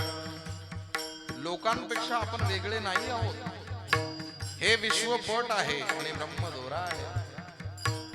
विश्वपट ब्रह्मदोरा ताटी उघडा ज्ञानेश्वरा ज्ञानेश्वरा. योगी हा पवित्र मनाचा असतो. मुक्ताई ज्या वेळेस सांगते याची कारण बाहेर आल्यानंतर ज्ञानादादा 13 अभंगाच्या नंतर बाहेर येतात. लाल झालेले डोळे आहेत रडून रडून. मुक्ता म्हणते डोळे लाल झाले तुझे. रडलो ना ग. का रडला? मला वेदना झाल्या ना, मला त्रास झाला म्हणून रडलो. तुला त्रास झाला म्हणून रडलास तू? हो. मुदगुल शास्त्रीने प्रचंड मारहाण केली ग. तुला त्रास झाला म्हणून रडला. हे हे हे हे हे डोळे तू आहेस का? नाही ग, ते माझे डोळे आहेत. कुठे मारलं? इथे. हा तू आहे का? नाही, हा माझा गाल आहे. इथे मारलं ग. हा तू आहे का? नाही ग, हा माझा बाहू आहे. इथे मारलं. हा तू आहे का? नाही ग, ही माझी पाठ आहे. हे सगळे अवयव तुझे आहेत ज्ञानादादा, मग तू कुठे आहेस? हे सगळं जर तुझं आहे तर तू कुठे आहे? हा प्रश्न वेदांताची गहन चिकित्सा करायला लावणार आहे. हे सगळं जर तुझं आहे तर तू कुठे आहे? आता थोडक्यात ऐका. हा एनपीडीचा सुधारित आवृत्तीचा म्हणजे एक स्टेप पाठीमागे आलेला आजार आहे. सर्वात प्रथम लक्षण काय माहिती का आजाराचं? कावळे झाल्यावर जसे डोळे लाल पिवळे वाटतात ना, त्वचा अशी, तसं एनपीडी झालेल्या माणसाला सगळ्यात अगोदर त्याची लक्षणं काय दिसतात माहितीये का? धर्मक्षेत्रे कुरुक्षेत्रे समवेतायुयुत्सवा मामका पांडवश्चैव किम कुर्वत संजय. सगळ्यात मोठा आजार हा आहे. आजाराची लक्षणं माझं आणि तुझं करावं लागतं त्याला. जो माझं तुझं करतोय एनपीडीचा सगळ्यात मोठा रोगी. तिथून पुढे थोडासा बरा झाला की मग मी आणि माझं सुरू होतं. मी आणि माझं. मी कोण आहे माहिती नाही, त्याच्या पाठीमागे माझं माझं माझं माझं. मग हे माझा हात, हा माझा पाय, हा माझा भाऊ, हे असं सुरू होतं. मग थोडीशी सुधारित आवृत्ती झाली की मग त्याला जी बरं वाटतं ना, ती स्टेज कोणती आहे माहिती आहे की राम महाराज? त्या स्टेजचं नाव आहे अहम ब्रह्मास्मी. मीच ब्रह्म आहे. म्हणजे याचा अर्थ ब्रह्म कुठेतरी वेगळं होतं ना, हा मी त्याला जाऊन मिळालाय. आता ब्रह्म आणि मी दोन ह्या गोष्टी, मीच ब्रह्म आहे पण मी शब्द शिल्लक राहिलाय. ते ब्रह्मत्व बाजूला करायचं आणि मीही बाजूला करायचं. शेवटी फक्त एकच शिल्लक ठेवायचा, मी. आता तुम्हाला मी एक गणित विचारतो, उत्तर द्याल? आमच्या शिल्पा दिदी गणिताच्या शिक्षिका आहेत, त्या तरी देतील उत्तर, मला माहिती आहे. 10 वजा 10 बरोबर किती? 10 वजा 10 बरोबर किती? सोपं गणित आहे ना. 0. 5 वजा 5 50 वजा 50 15 वजा 15 0 वजा 0. जाऊ द्या, शेवटी जो मी उरतो तो मी वजा मी बरोबर 0. त्या 0 पदाला पोहोचायचंय, कारण तिथूनच प्रवास आहे. जेव्हा कोठेच नव्हते काही, जेव्हा कोठेच नव्हते काही, चंद्र सूर्य तारा नाही, चंद्र सूर्य तारा नाही, अवघे शून्याची होते पायी कानोबा तेरे तेरे ते. तेथे एक ढालगज निर्माण झाली. ही ढालगज म्हणजे माया. माया ज्यावेळेस शून्याचा आकार घेते किंवा शून्याला स्पर्श करते, त्यावेळेस मी निर्माण होत असतो. मायेचा आणि शून्याचा संबंध झाला की मी निर्माण होत असतो, आणि तो मी पुढे जाऊन मी, माझं, मी ब्रह्म आणि माझं आणि तुझं हे आजार होतो. त्यावेळेस मुक्ताई म्हणते, दादा आता तुला आजार कळाला ना बाबा, मी आणि माझं, मग तू कुठे आहे? मग मी मला स्वतःला कसा शोधू? त्यावेळेस मुक्ताई म्हणते, एक काम कर, त्यासाठी मुक्त होण्याची प्रक्रिया असते. आगा मुक्ता मी मुक्तच आहे ग. मुक्ता म्हणते ना मुक्त हो, मुक्ता मी मुक्त आहे. अरे मुक्ता म्हणते ना, मग मुक्त हो. मुक्ता मी मुक्त आहे. मग त्यावेळेस मुक्ताई म्हणते की दादा, मुक्त होण्याचा आनंद बंधनातून सुटताना जेवढा आहे तेवढा मुक्तातल्या मुक्ताचा नाही आहे. जेवण्याचा आनंद कशात आहे? भूक लागल्यानंतर जेवण्यात आनंद आहे, हो ना. तसं श्रीमंताच्या घरी जन्माला आलेलं श्रीमंताचं मूल श्रीमंतीचा आनंद कधीच उपभोगू शकत नाही ढाले गुरुजी. त्यासाठी गरिबीत जन्माला येऊन श्रीमंत व्हावं लागतं. त्यावेळेस गरिबीचा चटका पदरी आहे, म्हणून तिथल्या श्रीमंतीला चाखण्यात आनंद आहे, नाहीतर काय उपयोग आहे हो. पदरी गरिबीचा चटका लागतो, त्यावेळेस आयुष आरामामध्ये बसल्याच्या नंतर सुद्धा सुखाचा अनुभव घेता येतो. अन्यथा काय, जन्माला आला हेलन पाणी वाहून मेला, उपयोग काय त्याचा. म्हणून इथे मुक्ताई म्हणते, बाबा संघर्षाशिवाय प्राप्त झालेल्या सत्तेला उपभोगताना आनंद प्राप्त करता येत नाही, म्हणून संघर्ष कर. मग मुक्ताई म्हणते, आधी गुंतायचं. काय? आधी गुंतायचं, असंच ठेवायचं. आधी गुंतायचं आणि गुंतून मुक्त व्हायचं. गुंतून मुक्त होण्यामध्ये फार मौज आहे, फार मौज आहे. 14 दिवस जगणार फुलपाखरू सुरवंटामधून निघताना प्रचंड यातना सहन करतं, पण त्याला जर सिझेरियन पद्धतीने जर बाहेर काढलं तर ते अपंग जन्माला येतं. 14 दिवस नाही, 14 तास सुद्धा जगत नाही, कारण त्याला संघर्ष नसतो, म्हणून सत्ता उपभोगता येत नाही. मग मुक्ता मी काय करावं? जा, पहिल्यांदा गुंतायचं आणि मग निघायचं. गुंतायचं म्हणजे कसं ग? त्यावेळेस मुक्ता म्हणते, तुला सांगायची गरज नाही, तू समाजात जा. समाजामध्ये मोठमोठे प्रोफेसर बसलेत, शिकवतील तुला, शिकवतील तुला किती पाणी टाकायचं, मग कशी किक लागेल, हे तुला कुठलं रसायनशास्त्राचं PhD करण्याची गरज नाहीये. जा, मग कशी पुडी एकमेकात टाकल्याच्या नंतर हलवल्यानंतर मिक्स होते, हे शिकवायची गरज नाही, आपोआप तुला ज्ञान येईल, कारण फार मोठे मोठे प्रोफेसर्स आहेत, शिकवणारी लोक आहेत समाजामध्ये, समाज शिकवतो. मग मुक्ता मी काय करावं? जा. ज्ञानदादा निघाले, इंद्रायणीच्या तीरावरती येऊन बसले. हजारो कमळं उमललेली आहेत, थंड थंड वारा माऊली ज्ञानोबरायांच्या कोमल सदैव त्वचेला स्पर्श करून जातोय. माऊली ज्ञानोबरायांच्या नासिकेपर्यंत तो परिमळ, तो सुगंध येतोय. मोहरून गेलेले माऊली ज्ञानोबराय ते विहंगम दृश्य, नयनरम्य दृश्य बघतायत. विविध रंगांची कमळाची फुलं आहेत. एक भुंगा गुंजारव करत आला, कमळात बसला माऊली ज्ञानोबराय, त्याचं सौंदर्य बघतायत, त्याच्या लीला बघतायत. अंधार पडू लागला. कमळाची दलं मिटू लागली. ज्ञानोबारांना वाटलं गुंतेल, मरेन, ऑक्सिजनचा पुरवठा नाही मिळाला, सावध केलं पाहिजे. उठतात, पुन्हा माघारी येतात. ते म्हणाले, अरे हो, खतरनाक आहे हा. रामायणामध्ये एक श्लोक आहे, वालीला शेवटचा क्षण आहे. प्रभू रामचंद्राला वाली विचारतो, मला का मारलं? 3 उत्तर दिले, त्यापैकी एक उत्तर आहे.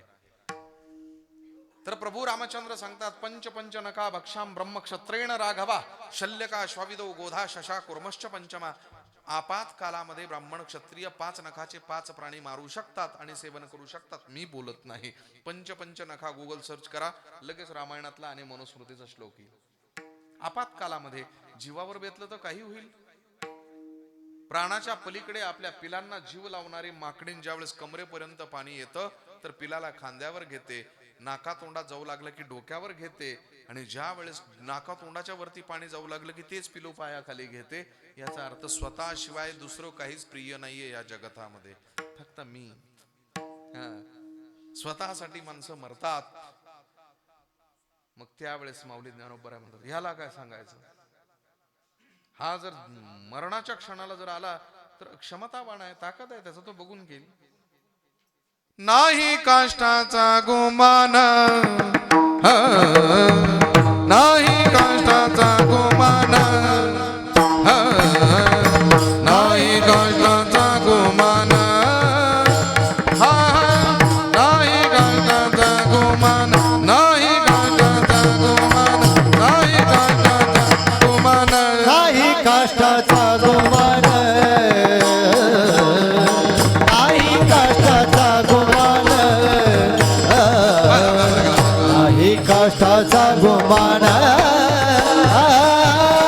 नाही काष्टाचा गुमान, नाही काष्टाचा गुमान, नाही काष्टाचा गुमान, नाही काष्टाचा गुमान.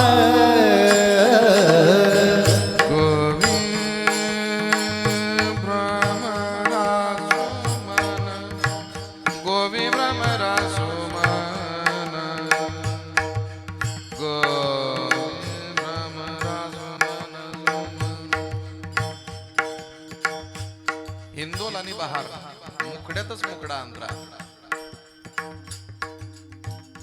गोवे भ्रमरा सुमन सुमन सुमन, हात काढायचा. गोवे भ्रमरा सुमन,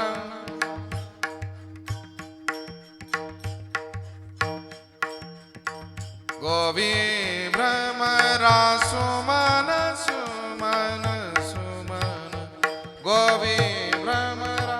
केदार बरोबर ना? ते ग्रहणात मंत्र उजळावे लागतात, म्हणून ते एकदा क्लिअर करून घेऊ. राग कोणते कोणते?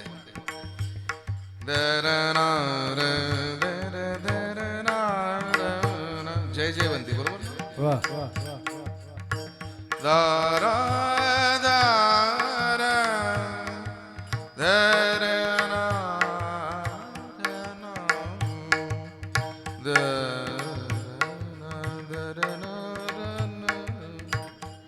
राग भैरव आहे. दार दार दार गोवी भ्रमरा सुमन सुमन सुमन, गोवी भ्रमरा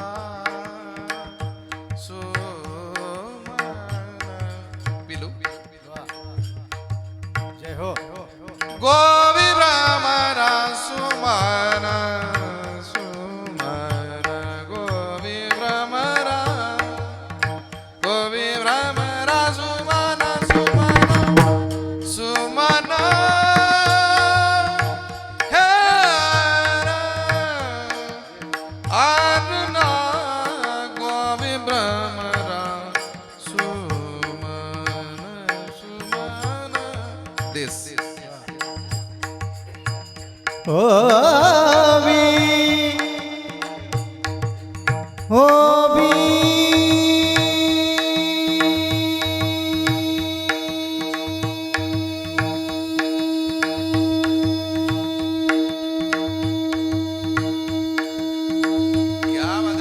वाजवा.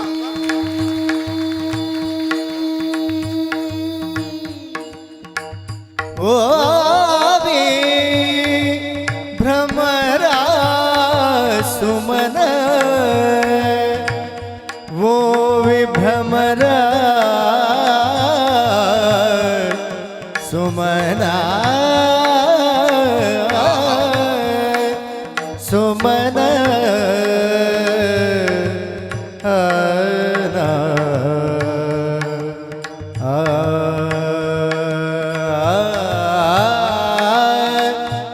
वो भी भ्रमरा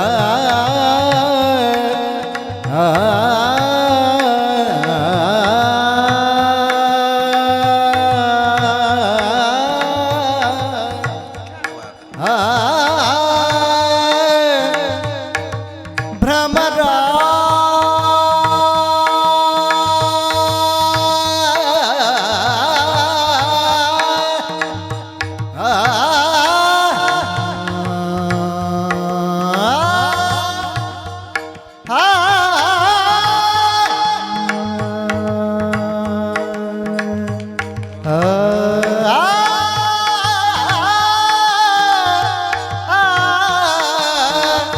सुमन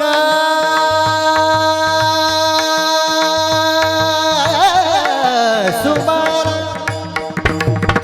प्रेम प्रीतीचे बांधले, आ प्रेम प्रीतीचे बांधले, प्रेम प्रीतीचे बांधले, प्रेम प्रीतीचे बांधले हेरणा. जय हो शेवट हमीर आणि भटियार.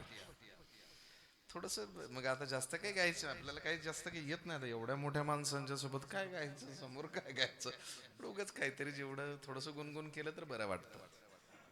भुंगा क्षमता त्याची काय, कठीण लाकडाला छिद्र पाडतो, बरोबर असंच ठेवायचं.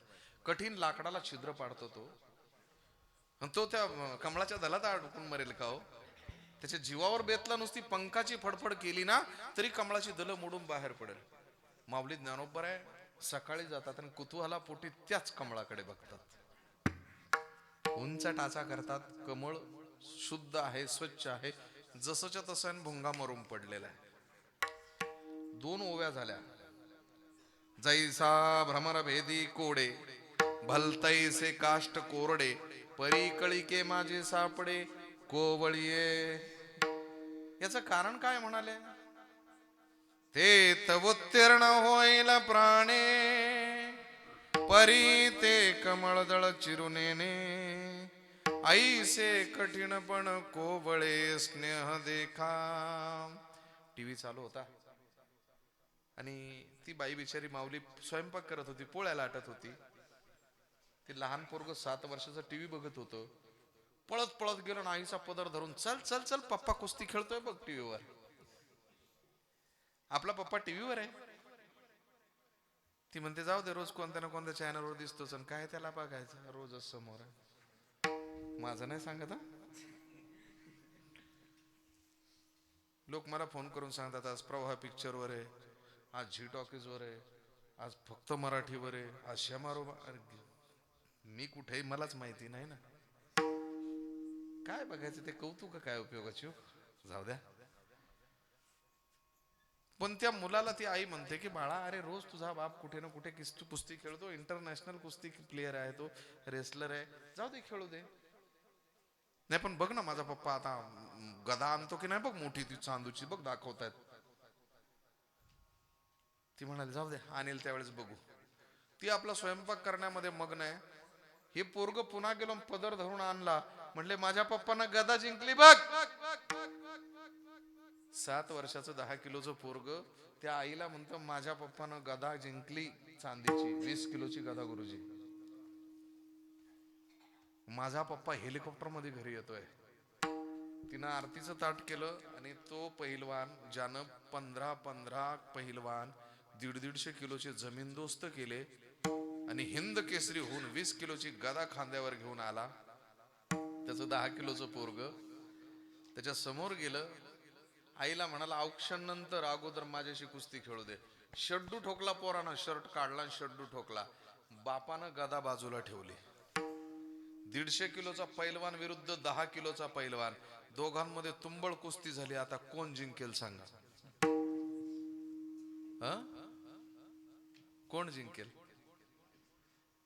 सांगा ना मला. 10 किलोचा पैलवान जिंकेल का 150 किलोचा? असं कसं उलट सांगता तुम्ही? 10 किलो जास्त का 150 किलो जास्त?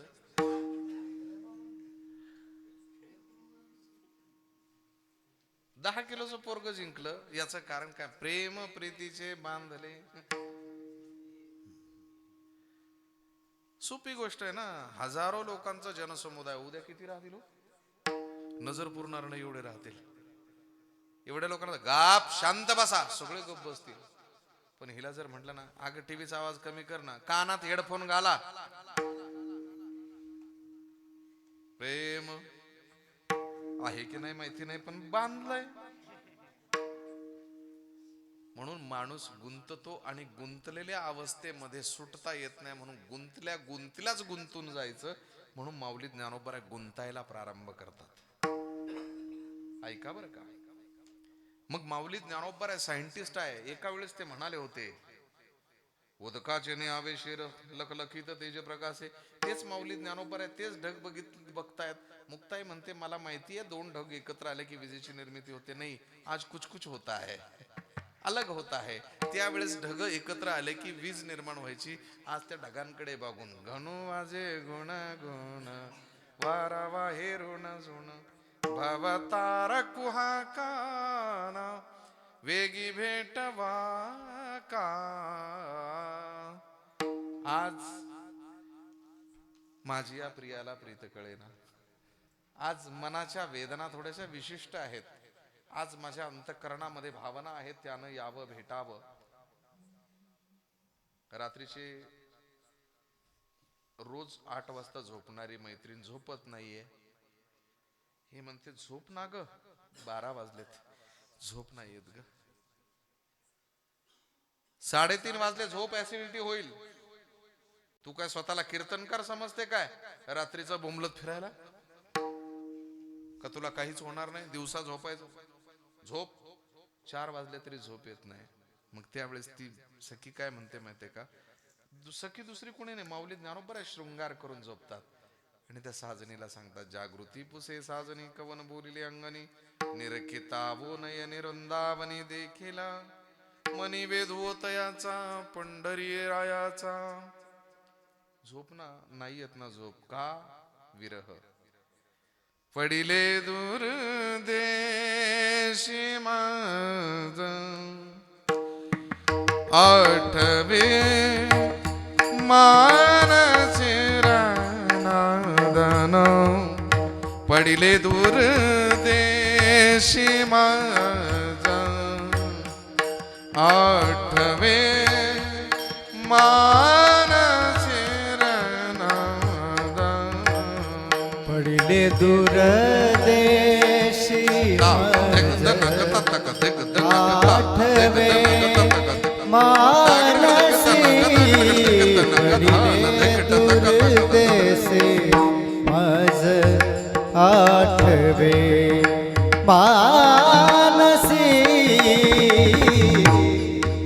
पडिले दूर देशी माझ आठवे मानसी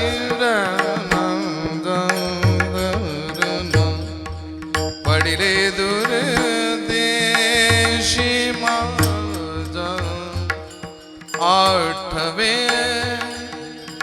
मानसी. पडिले दूर देशी माझ आठवे मानसी. पडिले दूर देशी माझ आठवे मानसी.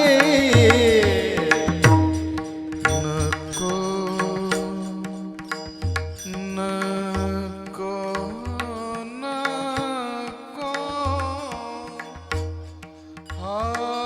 हावियो नको नको नको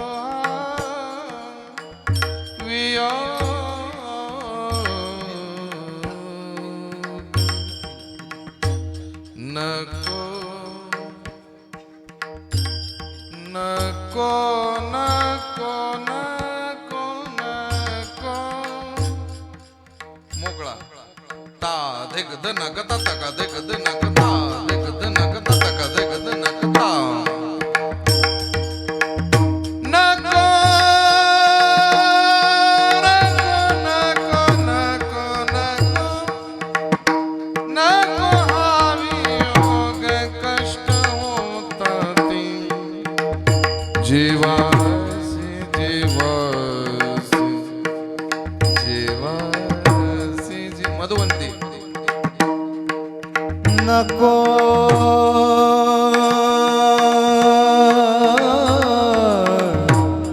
नको नको नको नको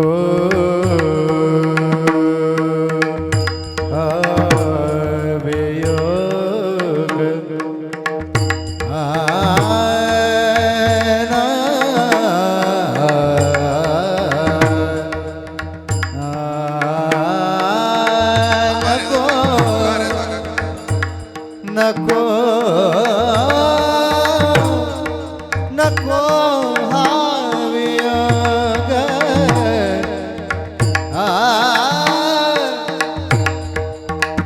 नको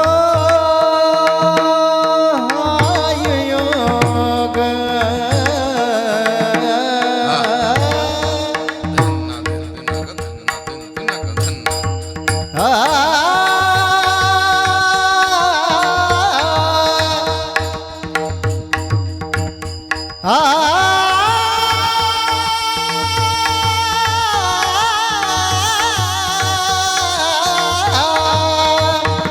नको नको हा वियोग कष्ट होता ते जेव्हा पडले दूर देशी आठवे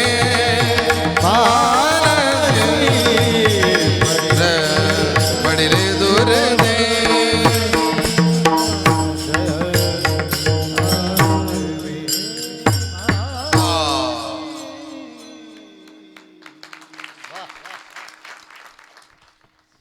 रश्मी उल्फात कोणी भाई तो निभाई कैसे अध्याय बर का हे ताल खूप गरजेचे आहे. नित्य नित्य ध्यास लागावा. नित्य ईश्वर मिळत नाही कोणी सांगितलं, पण त्याच्याकडे लक्षच देत नाही आम्ही. संत सैरोबांचं एक भजन आहे, दादरा आहे. हरि भजना वीण काळ हरि दिन्ना तट दिन्ना तिन्ना तट दिन्ना दिन्ना तट दिन्ना तिन्ना तट दिन्ना. हरि भजना वीण काळ हरि भजना वीण काळ हरि भजना वीण काळ गालवू नको रे.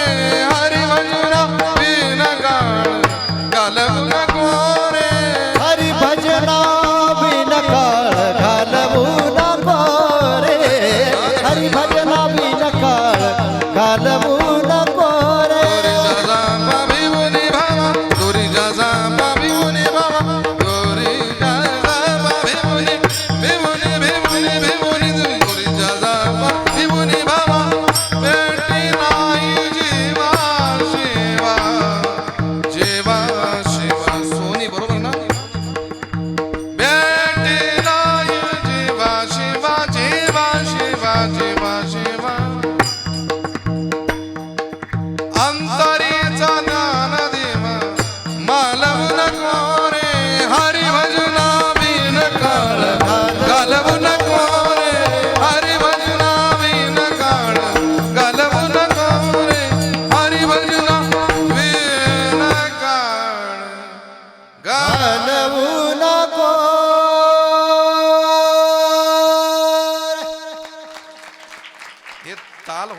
झालेच आहे, झाले पाहिजे. आता ते मला वाजवता आलं असतं तर मी वाजून दाखवलं असतं.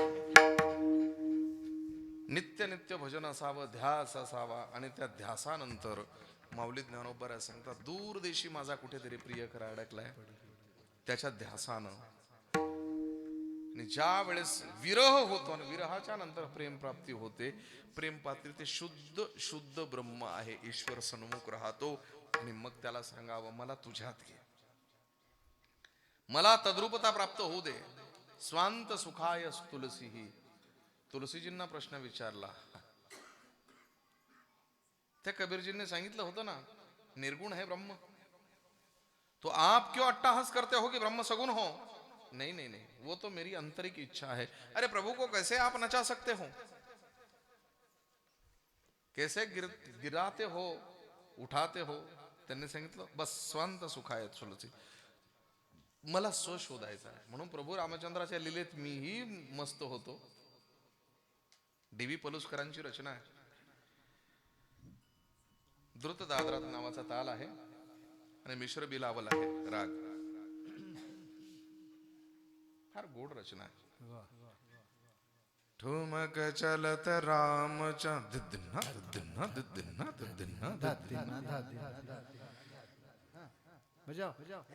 ठुमक चलत रामचंद्र बाजत पैंजनिया. ठुमक ठुमक चलत रामचंद्र बाजत पैंजनिया. ठुमक चलत रामचंद्र बाजत पैंजनिया. किलकी किलकी उठत जात गिरत भूमी लटपटाय. धाय मातु गोदलेत दशरथ किरणिया. हे मनाचं नाहीये. तुलसीदास अति आनंद देख के मुखारविंद. हे मिसळ खूप होते माझ्याकडून रागांची, त्याच्यामुळे रागही येत असेल तुम्हाला, पण आता काय करावं, ते मला येत नाही, पण आणण्याचा आव आणतो, त्याच्यामुळे तुम्हाला त्याचा राग येत असेल. तुलसीजी म्हणतात, मला रामायण लिहिण्याची गरजच नाहीये, पण रामायण लिहिण्याची गरज का भासते माहितीये? मला त्यातला स्व शोधायचा आहे, कारण मला तो रसात बुडवून घ्यायचा आहे, त्या स्वचा अंत करायचा आहे. रसात बुडवलेला स्व ज्यावेळेस मी त्या स्वरूपाला मिळवेल, त्यावेळेस त्याचा अंत होईल आणि सुख जे प्राप्त होईल ते सुख मला प्राप्त करायचे. स्वांत सुखाय तुलसी. म्हणून त्या ईश्वराच्या सन्मुख राहून मला तुझ्यात मर्ज करून घे, मला तुझ्यात मिसळून घे, मला दुसरं काही नको. म्हणणारे जगद्गुरु तुकोबराय तुलसी जसं म्हणतात तसं जगद्गुरु तुकोबराय सांगतात की ज्या वेळेस आपण ब्रह्म बघितलं की लक्षात येतं, मग ब्रह्म कसं आहे? तर कोणी सांगितलं ज्ञान ब्रह्म आहे, कोणी सांगितलं मीच ब्रह्म आहे. अरे पण त्याचं स्वरूप काय? मग त्यावेळेस न्याय दर्शन सांगतंय की कुठलीही गोष्ट प्रत्यक्ष प्रमाणात दिसली तर भ्रम असू शकतो, मृगजळ असू शकतं, पाण्यात डोळे उघडले की शिंपले सुद्धा चांदीसारखे दिसू लागतात. म्हणून मला अनुपलब्धी, अर्थापत्ती, उपमान, अनुमान, शब्द आणि प्रत्यक्ष अग्नीचं चित्र काढता येऊन हुबेहूब अग्नी दिसू शकतो, पण धूर जर आला तरच मी मान्य करेन की हा अग्नी आहे. हेतू हेत्वाभास. यत्र धूम्र तत्र वन्नी, यत यत धूमः तत तत वन्नीही. जिथे धूर आहे तिथे अग्नी असलाच पाहिजे. अग्नी जर नसेल तर मग धूर कशानं येऊ शकतो? म्हणून धूर आणि अग्नी एकमेकाची अंग आहेत, वेगळे नाहीत. धूर आणि अग्नी जर सोबत असेल किंवा धुराच्या आसपास अग्नी असेल, याची जशी खात्री येते तसं अनुमान प्रमाण आहे. अनुमान प्रमाण माणसं माणसासारखीच असतात, पण त्यांचं आचरण, त्यांचं वागणं, त्यांच्या क्रिया, या सगळ्या गोष्टी बघितल्याच्या नंतर माणूस म्हणतात देव माणूस आहे. देव माणूस ही उपाधी प्राप्त करण्यासाठी पूर्ण आयुष्याचं आचरण खर्ची घालावं लागतं. म्हणून जगद्गुरु तुकोबराय सांगतात, लोक काही म्हणतात वेडा आहे, अमोक आहे, असं आहे तसं आहे, पण त्यानं त्याचं कर्म मात्र व्यवस्थित केलेलं आहे ना. त्या कर्मगतीनुसार त्याला ओळखायचं की अरे याचं कर्म जर ब्रह्मस्वरूप आहे तर हेच ब्रह्म असलं पाहिजे. ब्रह्म दुसरं तिसरं कुणी नाही. अभंगाचं पहिलं चरण. ब्रह्मरूपाची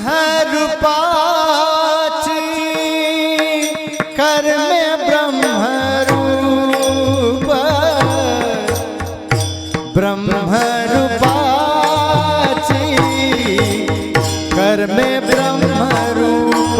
हो ब्रह्मरूपाची कर्मे ब्रह्मरूप, ब्रह्म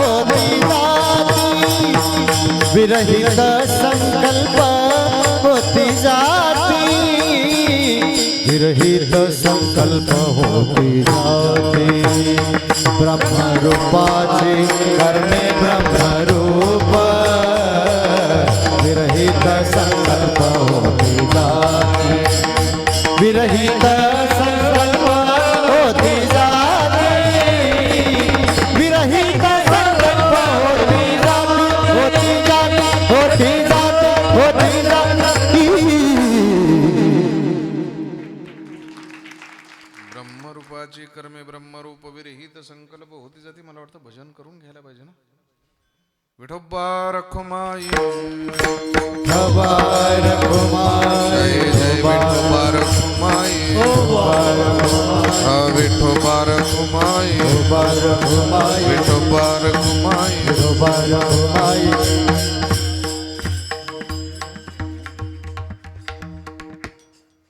बरोबर 8ला सुरू झालं होतं, पण गिराम महाराज म्हणतात जरा उशिरा सुरू झालं होतं, थोडं उशिरा सोडा. लेटच झालं होतं, जरा लेटच ना. ठीक आहे, 5-1 मिनिट बोलतो पुन्हा अजून. आता झाले 10 आहे. Rashtravadi time. V for victory. ब्रह्मरूपाची कर्मे ब्रह्मरूप विरहित संकल्प होती जाती, ठेविली या दिसे रंगाई शिशिळा उपाधी निराळा स्फटिक म्हणी. एक चरण सोडू ना आपण, पुढच्या वर्षी एक सोडू. आता एवढं का, आता 3 चरण सोडवायचे म्हटलं, एकालाच 2 तास लागले, तेही सुटलं नाही अजून. ईश्वराला बोलावण्यासाठीचे प्रयत्न असावे. आपण तिथपर्यंत जायचं म्हणजे सगळंच आवरून जावं लागेल. त्याला इथे बोलवायचं, रमवायचं, खेळायचं आणि आपल्या उपभोगाचा आनंद घ्यायचा. बरीचशी लोक उपभोगाला विरळ झालीत हो. लोकाचार आणि सगळ्यात गोष्टी मोठी कोणती माहितीये का? लाज भय चिंता दुराविला मान. माणसाला परमार्थामध्ये येणाऱ्या ह्या 2-4 गोष्टी, लाज भय आणि चिंता. का लाज धरावी? परमार्थात सुद्धा लोक लाज धरतात. मी कसं काय हे असे कपडे का घालू, मी धोतरच का नेसू, मग 4 लोकांमध्ये मी का असा जाऊ तसं जाऊ. लोकांना लाज वाटते. ही लाज सोडली पाहिजे. एक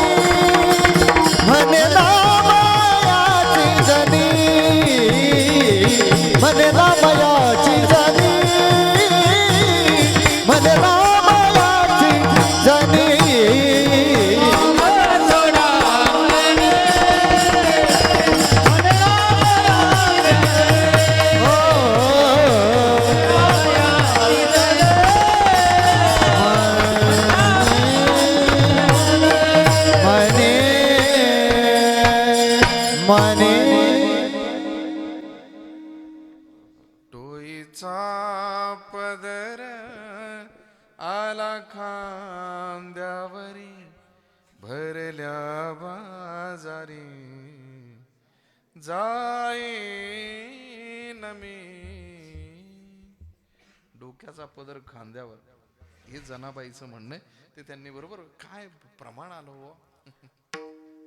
असंच मी एकदा खांद्यावरी, तिकडे ते सुफी म्हणतात, जब आई मिरन की रात पिया ने ऐसा पकडा हात के कंगन.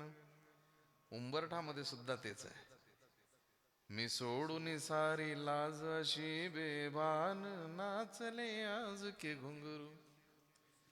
घुंगराचा खूप मोठा इतिहास आहे, तुम्हाला नसेल माहिती. ते तबल्यावरती चलो मच्छिंद्र गोरख नव्हतं, पायाच्या चाळ्याच्या आवाजातून होतं, निकल मच्छिंद्र गोरख आया. घुंगराचा खूप मोठा महिमा आहे. आमच्या नारायणगावला येऊन बघा. एक जण माझा मित्र, काय अचानक पैसा आला, मग ते रेतीचा व्यवसाय आणि त्या 12 भानगडीन, मग तिकडे जायचं छमछम. त्याला म्हटलं अरे सुधर. त्यानं सांगितलं तू मला नको शिकू. ते आहे ना, काय बराई दिखावत मोही चुरा चुरा. तुझी लायकी मला माहिती, तू ग बेस. 7 जन्माचा वैरी भेटावं 4 लोकांमध्ये, पण बालपणीचा मित्र भेटू नये. त्याला सगळं माहिती राहतं ना. तर म्हण मला नको सांगू. अरे म्हटलं अरे बर्बाद होत चाललाय रे तू. अगोदरच ते 2 हायवाचे तू जे विकत घेतलेस ना, ते शेती विकून घेतले. तर त्याच्यावर पुन्हा शेती घे, नाहीतर उपयोग नाही. तो म्हणाला मला नको शिकवू तू. अरे म्हटलं बाबा भजन करायचा पहिला, तू येत जा भजनात, माझ्यासोबत फिर, थोडस देवाधर्माचं बघ. हे काय करून घेतलं, माळ काढून टाकली. त्यानं सांगितलं तुला नाही कळायचं. म्हटलं काय. मग त्यानं मला सांगायला सुरुवात, काहे जात हो मथुरा काशी, व्यर्थ हे तीर्थस्थान. अरे म्हटलं कबीराचा तो आहे की काय असेलही, कारण शब्दच तसे होते. एखादी चौपाई असेल. म्हटलं काहे जात हो मथुरा काशी, व्यर्थ हे तीर्थस्थान. म्हटलं पुढे. म्हणे एक बार नारायणगाव जाओ, घुंगरू में भगवान छम छम करता है. काय लोक कुठून तर्क लावतील सांगता येत नाही. विचित्र आहे, विचित्र आहे. म्हणून ते घुंगरू फार कठीण आहेत. माणसानं लाज सोडावी. ईश्वराच्या दरबारामध्ये नाचताना लाज सोडावी, पण लाज सोडून परमार्थ करू नये. परमार्थासाठी लाज सोडावी, पण लाज सोडून परमार्थ करू नये. कारण ही गादी जी आहे हरिनामात नाचण्याची गादी आहे. हो, इथे नाचलंही पाहिजे. ही व्यास गादी आहे, ही नामदेव महाराजांची गादी आहे. ह्या गादीवरून अदवा तदवा चालत नाही. बोलायचं तर वेदांत बोला, अथवा बोलू नका. बोलायचं तर अध्यात्माचं बोला, अन्यथा बोलू नका. इतर विषयांसाठी खूप आहे, खूप काही आहे. मी जर प्रपंचाच्या गोष्टी तुम्हाला शिकवू लागलो, आमच्या शिल्पा दिदीचं आमचं रस्त्याने जास्त बोलली नाही, जेवढं बोलली तेवढंच सांगतो. तिच्याशी बोलत असताना मी एक बोललो होतो. म्हटलं आम्ही प्रपंचातल्या गोष्टी लोकांना शिकवायला नको का प्रपंचाच्या गोष्टी आम्ही तुम्हाला शिकवायला नको. अरे तुम्ही एवढे तरवेज आहात की तुम्ही तुमच्या प्रपंचातून काटकसर करून आमचा प्रपंच चालवताना आम्ही तुम्हाला शिकवायचं कसं काय. म्हणजे दात्याला सांगायचं का याचकानं दान कसं द्यावं. म्हणून परमार्थामध्ये सुरू असलेला हा जो अनाचार आहे, व्यभिचार आहे, व्यभिचार उपयोगाचा नाही. त्यासाठी माणसानं भजन करावं, पण भजनामध्ये प्रेम असावं. एक कथा तुम्ही ऐकिवत असेल, ती श्रीमद भागवत सुरू झालं आणि मग त्याच्यामध्ये पहिलीच कथा आली. भक्ती भेटते नारद महर्षीला. नारद महर्षी म्हणतात हे कोण आहे तू तुझे म्हातारे चुलते काके आजोबा. ती म्हणे नाही नाही माझी मुलं आहे. अरे तू तर तरुण आहे, मुलं तर अशी आहे. म्हणे माझा प्रवास सांगते. मी जन्माला आले द्रविड देशात, वाढले कर्नाटकात, विवाह झाला, काही ठिकाणी सन्मान मिळाला, काही ठिकाणी नाही मिळाला. तो प्रांत महाराष्ट्र. गुजरात मध्ये आले, माझी मुलं वृद्ध झाले, मी पुन्हा तरुण झाले. वृंदावनला जा, म्हणजे तिथे जाऊन तुझी मुलंही तरुण होतील. या कथेचा अर्थ काय माहिती तुम्हाला. अद्वैती वेदांत भक्ती करण्याचा अधिकार नव्हता. भक्तीला पहिल्यांदा प्रारंभ, भक्ती आंदोलनाचा पहिला प्रारंभ केला तो श्रीपाद मध्वाचार्यांनी बरोबर 11व्या शतकामध्ये कर्नाटकामध्ये. भक्ती तिथे वाढली. पण त्या अगोदर 400 वर्ष आळवार संतांनी द्रविड देशामध्ये भक्ती आंदोलन सुरूही केलं होतं. म्हणून तिथे भक्तीनं जन्म घेतला, इकडे येऊन ती वाढली. म्हणजे श्रीपाद मध्वाचार्यांना त्याला लोकाश्रय, राजाश्रय मिळवून दिला. महाराष्ट्रात आली, पण भक्ती करत असताना तुझं सगुण म्हणू की निर्गुण ह्या गोंधळामध्ये तिला काही ठिकाणी मान्यता दिली, काही ठिकाणी नाही दिली. कारण इथे आगम निगम दोन्ही प्रकार आहेत. गुजरात मध्ये गेल्याच्या नंतर तिची मुलं वृद्ध झाली. भक्तीची 2 मुलं कोण, ज्ञान आणि वैराग्य. पण ती तरुण झाली. याचा अर्थ तिथे भजन केलं जातं. भजनाचा प्रचंड मोठा खर्च असतो, पण भजन सेलिब्रेट करतात. काय भजन घाली भोगावरी. तिथे भजन करणारा जो भजन करतो ना, त्याचा भाव काय त्याच्याशी घेणं नाही, त्याचा भाव काय याचा विचार केला जातो. त्या स्टेजवरती मावणार नाही एवढा पैसा भजनावर, भजन गाण्यावरती उधळतात. तो नाचणाऱ्यांवरती उधळतात ना लोक. म्हणून तो पैसा उधळून त्याच्या कलेची किंमत केली जाते, त्याच्या कलेला मान दिला जातो. अर्थात भक्ती केली जाते, पण त्या भक्तीतून ज्ञान वैराग्य यावं याची अजिबात अपेक्षा नाही. फक्त मनसोक्त आनंद घेता यावा. म्हणून गुजरातमध्ये ज्ञान वैराग्य क्षीण झालं. वृंदावनात गेल्याच्या नंतर भक्तीही केली जाते. भक्तीनं ज्ञानही येतं आणि वैराग्य येतं. म्हणून ही भक्ती आणि ज्ञान वैराग्य ह्या ज्या गोष्टी आहे ह्या तिकडेच केल्या जातात, म्हणून ईश्वराच्या येण्याचे आनंद तिकडे व्यक्त करतात. बरं, पंछियों की आवाजें हैं गूंजती है आंगन में, आए वो जरूर आएंगे, हाय अब की बार सावन में, सावन में, सावन में. श्रावणात त्याच्या आगमनाचा आनंद केला जातो. एवढंच काय, मिश्र मांड नावाचा राग आहे आणि दीपचंदी चाचर लावून तो आलाय. सावन आयो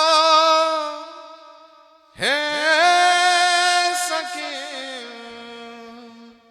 सावन आयो, आयो रे सखी, सावन आयो हे सखी, मैं तो जुग जुग करूं जुहार रे,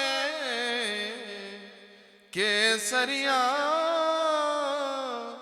बालमा पधारो मारो देश रे, धिक न दिन धिक तिक न तिन तिन, धिक न दिन धिक तिक न.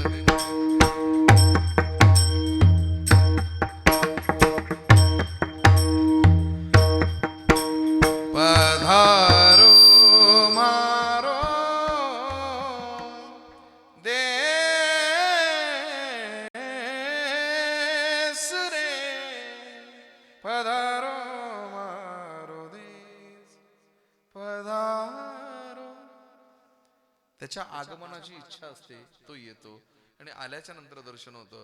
मग असं म्हणावं की तो आला, मग कुणाच्या रूपानं येईल, कसा येईल सांगता येत नाही. ब्रह्मरूपाची कर्मे ब्रह्मरूप, विरहित संकल्प होती जाती. 3 चरणाचा भाव आपण कदाचित कधीतरी बघू.